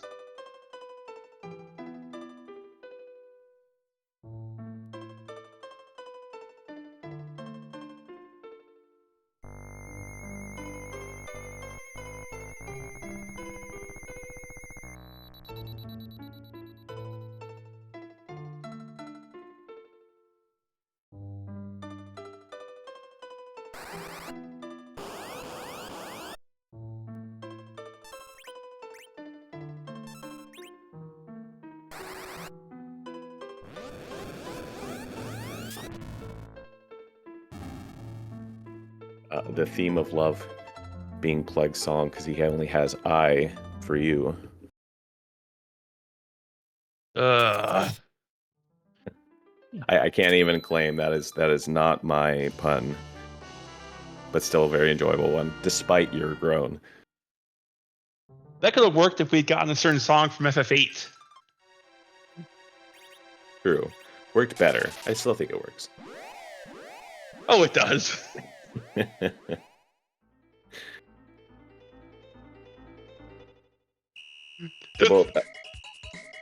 Just remember, get a bad joke doesn't mean it's generally the direction you're going for.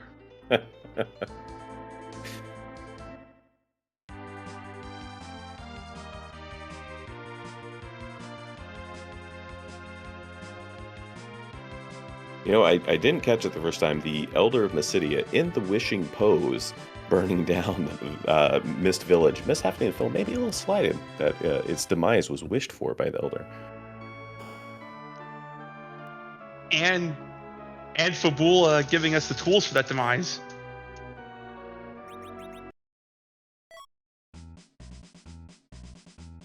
Or Little Miss, just a little mountain town trying to mind its own business, getting caught up with all these big how do you do kingdoms.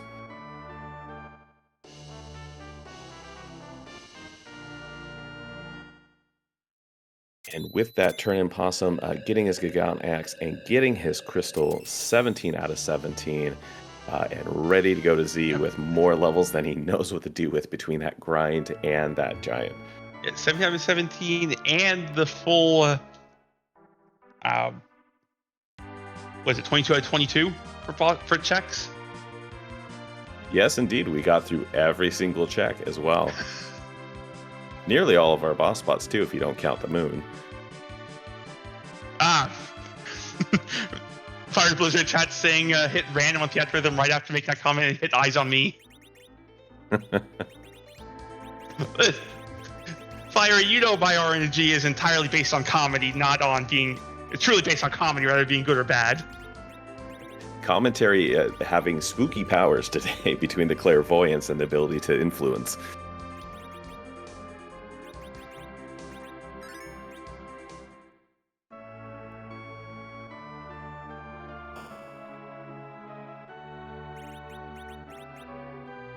About raising the well, getting ready to do his last objective.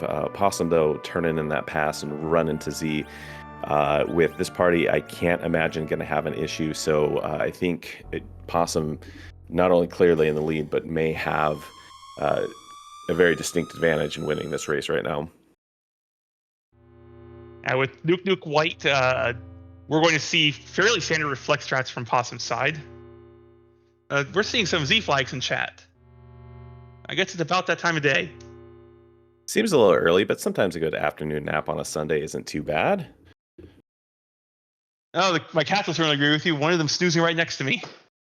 And I'm sure mine is, even if I can't see her right now. But alas, I don't think that's actually the point of those Z flags. Zeromus, being our final boss, is too mean, too nasty, does not get randomized in the pool of bosses. So instead, our lovely community has put together well over 600 sprites that the randomization can hold. So you have to ask yourself today, Angie Dave, whose butt are we going to kick today? And the plethora of follow-up questions that I'm sure you're all saying in your head if you've been around, but certainly we hope for a cute butt today.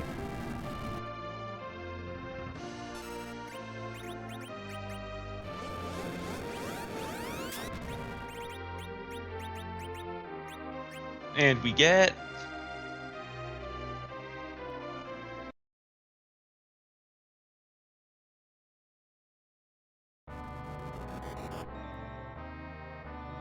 That's a spooky butt. That is a very spooky butt. Now you have to wonder if Big Bang is just it throwing its pieces at you. Well, this would make the meta very thematic, having to jump over the pieces. Yes, very apropos. I love that. If only it switched between a front attack and a back attack. Back and forth, back and forth.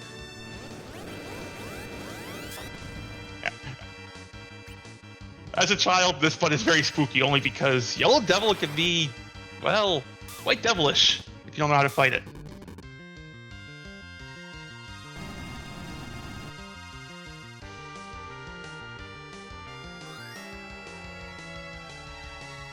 You know you're in for a good time of the Z fight when your Fu can take a nuke on the chin and just brush it off like nothing.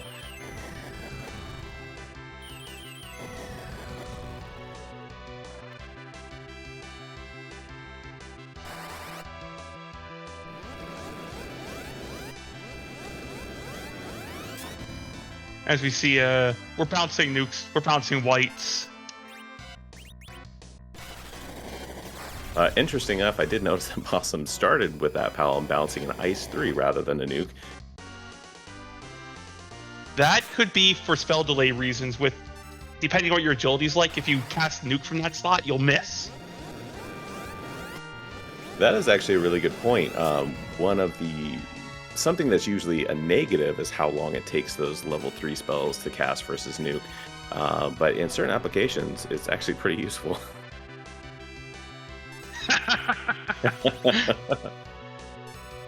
Possum, one of the lovely runners, who for some reason doesn't like our lovely Porum, trying to coffin her best as he can and not getting it.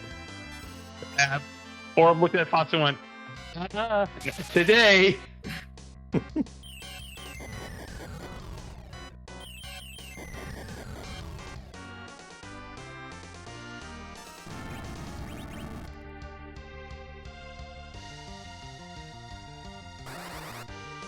Lovely chat pointing out that the true color of Z is in fact yellow, so I guess Z is more of a CMYK believer.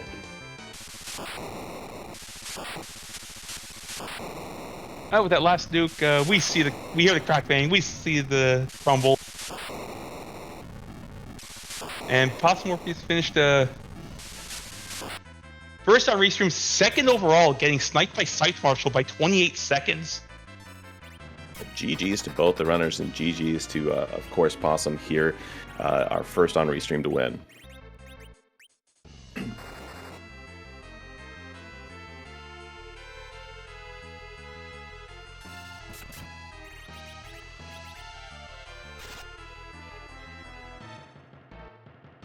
Zeromos being an HP printer, well, in that case, the Big Bang attack would just be draining all your money to continue the fight. The true boss would actually be the printer cartridge.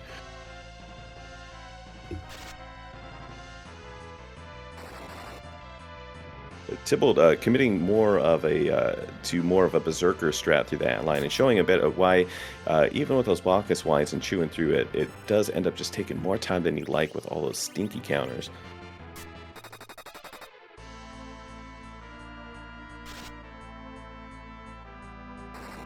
And by that thing, we are joined by Possum Morpheus. GG, Possum.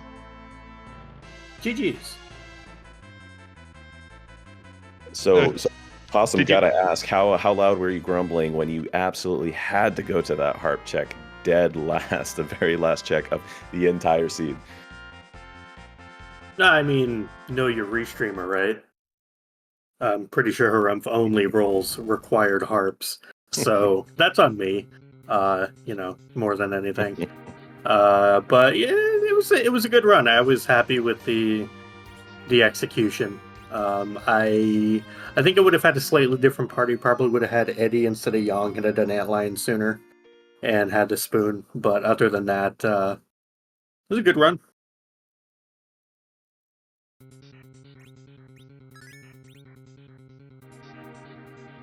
And we saw in action your love of the mage parties. How quickly did you commit to it? I mean, I wanted a white mage, I wanted a black mage. Kane obviously is Val insurance as well as just being a decent Zerker. And I was like, well, we need to fill out the rest of the team, and the characters on the overworld are Sid, Tella, Eddie, and like a dupe someone else. And I was like, I mean, I guess we're just taking Yang and running with it. And then when Fu showed up, it was like, oh, that's just power for now. And then the rest of the party can be power for later.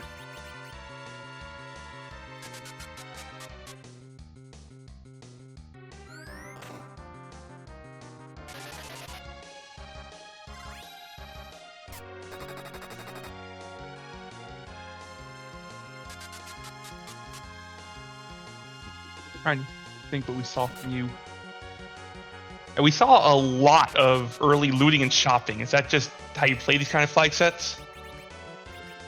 Just with Team Money in general, I think if you don't shop, you're just going to be super weak. So I wanted to pick up a couple different things.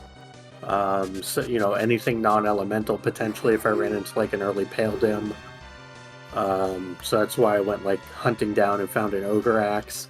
Had a Flame Spear, a Blizzard Spear. Had a couple black belts, some Gaia hats, Wizard shirt, just kind of buying like the best possible stuff that I could find in shops on the overworld. Kept shopping underground because I wanted like Sork robes and Charm rods and the rest of the stuff to really make the party go burr. Probably could have skipped all that, but it's comfort. And get to see big numbers that way. And we all enjoy seeing big numbers. Indeed. Yeah, I think one of the other interesting flags is perma joining, especially with the free characters on.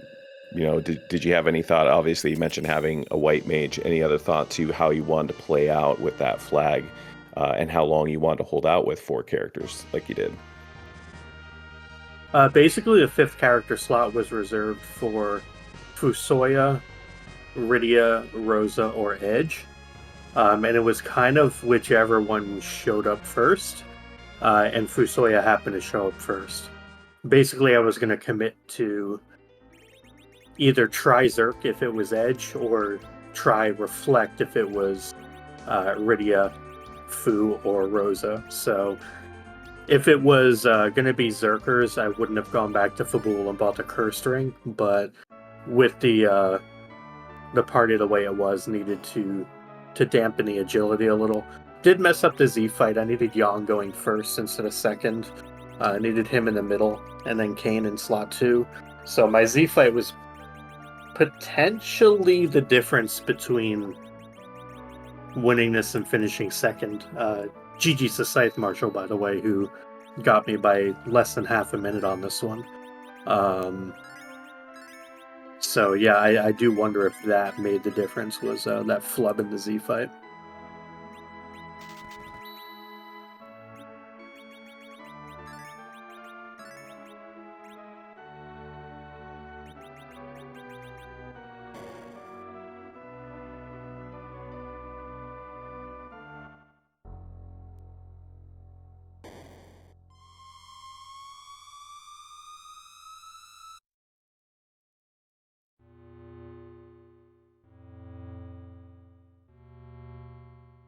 I can't think of anything you wanted to ask about this. Do you have anything you wanted to say, about the club, about the seed? Just thank you, as always, to Alchemy for always keeping the Sea Hero dream alive.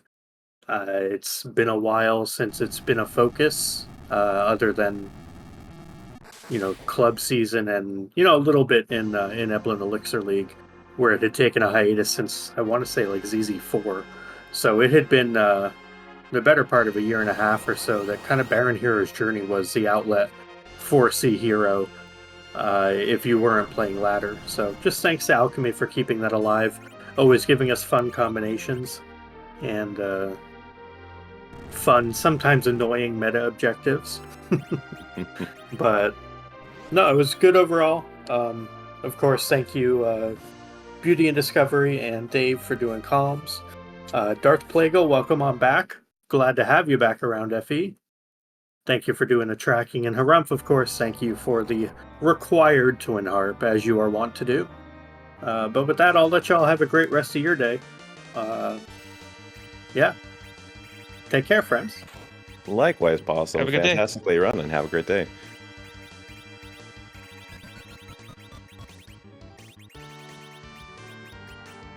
And while we had that lovely interview, Tybalt finishing up the objectives, getting in, seeing that awful Yellow Devil, but gearing up to take down the Z.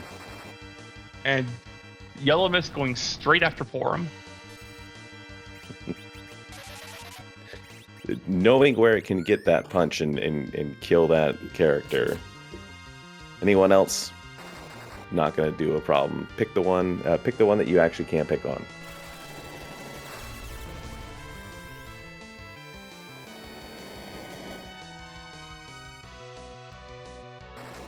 And as opposed to Possum, Tybalt going with a Zerker strat here. That being said, did notice a little bit of a fun pickup of 10 Soma drops from that shop in Troya, and did put one of those Soma drops on Kane. So Kane getting a tasty little 10 NP to carry him through the end of the seed. Also, a fun little thing. Watch what Sid is doing when he attacks. Yes, I noticed the bare fisticuffs going on there. Yep. The old man showing the monk how it's done.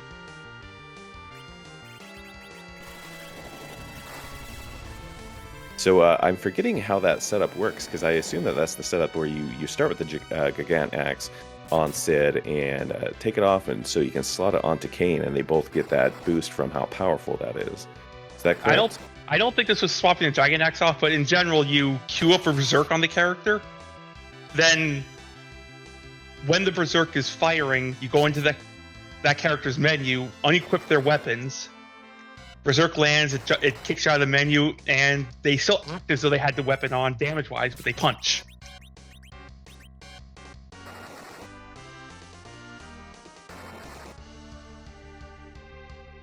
Interesting. I have never actually set that up, but that is a little bit of a fun strat. You could have had full monk party going on here, just punching all the way around. Now, what you said about swapping Dragon Axe, that is the primary application of doing something, that is sharing weapons.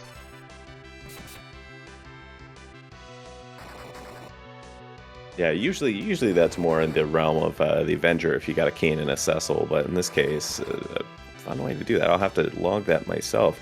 One of the fun parts of not only watching these restreams, but also being part of the restream team is you get to see some fun things and learn some new things. Who needs to nerf Big Bangs? This party's tanky. They'll just shrug it off.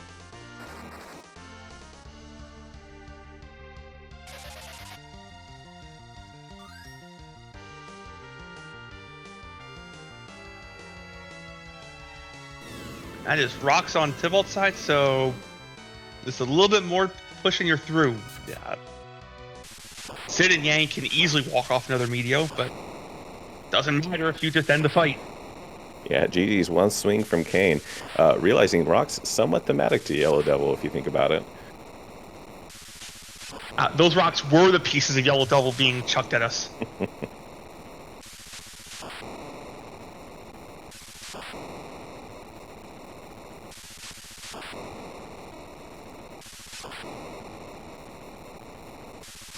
It's a GG's Tybalt.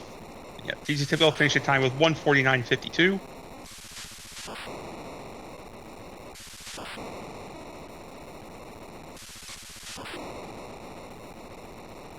And we are joined by Tybalt. GG's. GG's Tybalt. I want to get your take on that. I love the little bit of play, and how much do you attribute that 10 MP on Kane to your victory against Z? Hey, you got to give Kane MP, right? Of course. I mean, if you're gonna be the meme lord, you might as well, do all the memes, right? And we saw that. We did see Sid doing a Fess Yang impression and keeping up damage-wise. I originally had wanted the agility to work out to where I was able to get the Gigantex on Sid. I didn't want to go get the Cat Claws that were possibly in Baron, because that would have made a bit of a difference, but I don't want to take the time to do that.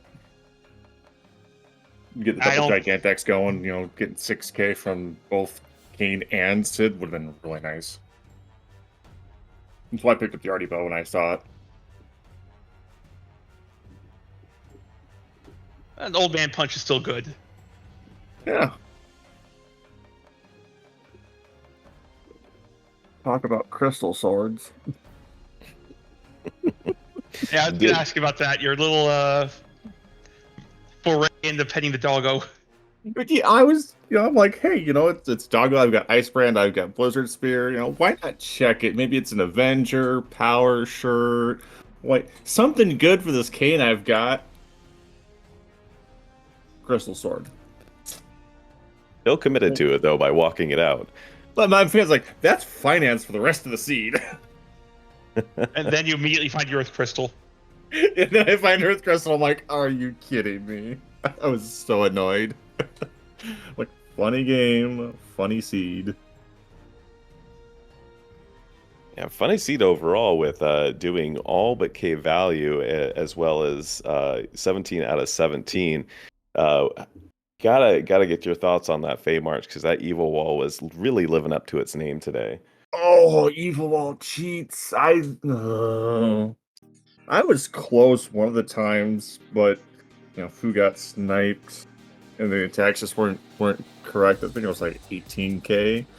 Just need one more good nuker, good hit from Sid to get through it. Yeah, the second time, if it doesn't focus fire Fu, you're through. Yeah. Just jump battle speed. I mean, I had all the Bacchus in the world.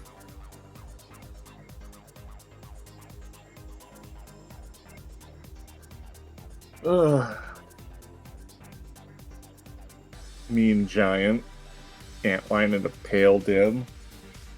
Luckily, I had the Gigantax for that. That would have been otherwise.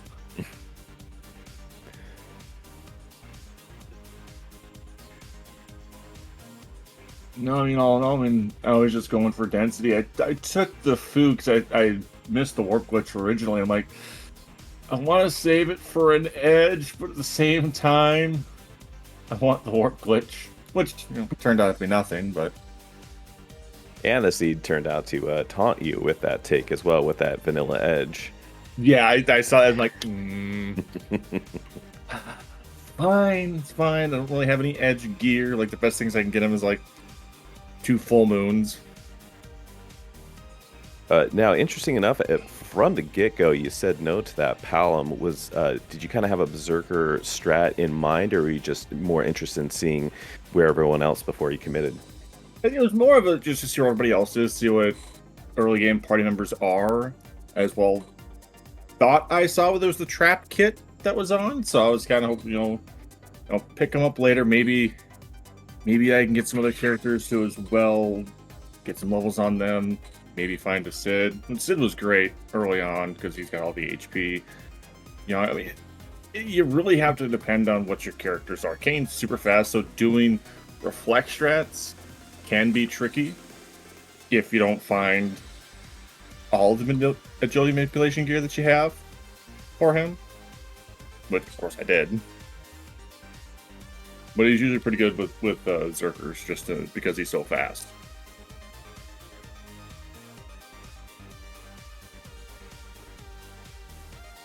Yeah, and I think you kind of touch on one of the troubles with T-Money being on is that on S Standard, you can find a lot of that stuff, but it's not necessarily guaranteed. You may not run into that crystal ring or that cursed ring in a shop like you need for that. But, this seed was pretty giving with that stuff in the end. Even, I think, a Drain Spear available. Yeah, well, when I was going to the Fame Arch, I was looking like, okay, well, I need Cat Claws, Drain Spear, Charm. I was still looking for some gear for a couple of my characters, and I just happened to stumble upon the Drain Spear. I'm like, that's an instant take. I can do minus 25 agility. Cool.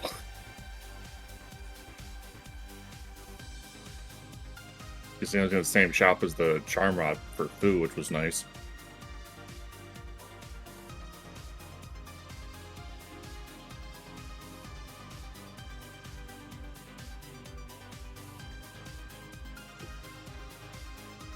And all it was a pretty interesting seed. No value on the moon, haunted moon. Unfortunately, you still have to raise the whale. Yeah, I still have to raise the whale to do the giant, but at that point, I kind of wanted to just raise the whale and do K value at the same time. It's kind of why I was leaving that one to last. Because I had so many other easier checks to do. Because depending on what K value is, if it at that point it was either going to be packaged or not, which, yeah, I've got to come back to Earth anyways to do that. The only thing is if the pass wasn't at Baron where it was, it's just like you want to. It's debatable on how you want to do that. Because if the pass is up there, you got to come back down, then go back up. It just makes everything longer. We got to go fast, right? Exactly. I think that's generally the idea. Yeah. Well, I think Tibble answered all my questions. Anything that you had, Edge Dave? I think we've covered everything with Tybalt. You have anything else you'd like to add? Seed, club, No, life in general? yeah, life in general. No, I've always enjoyed this particular club. I've always liked to see Hero Flag. It really makes you think on your party composition and Z fight in a generalized sense. So ever since this club has started, it's always been something that I've made sure I've attended because I enjoy it so much. And with the themes of the flag sets also plays into a part of it too, because with this one, Team Money, you really got to think on your feet of what gear do I want, what characters am I going to be able to buy gear for? Is that standard? You got to keep all of that in your head at any given time.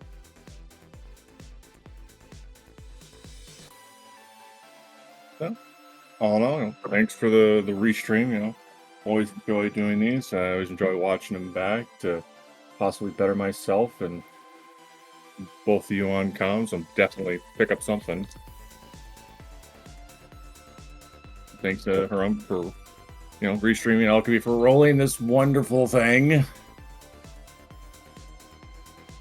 And I believe that's Darth Bagel that's tracking. Unfortunately, I don't see the name. That is. Yay, for guessing correctly. Well, GG's, and have a good rest of your day. Likewise, Tibble. GG's, Have a good and thanks for being on Restream. No problem. That'll do it for us here. Indeed, that is going to be it. And our next restream is going to be Friday at 10 p.m. for our 10 p.m. Eastern, I should say, for our community race on Free Enterprise 2. Followed the next day on Saturday, 8 p.m. Eastern, by our Tournament Prep League restream. All right, so look forward to those. We don't have we have a raid target right now, so that will be it for us today. Have a good rest of the day, everyone. Yes, it's been an absolute pleasure being in the booth with all of you today and joining here and being part of this restream. So thank you, everyone who made it out and watched this wonderful restream. And to our racers, of course, have a great day, everyone.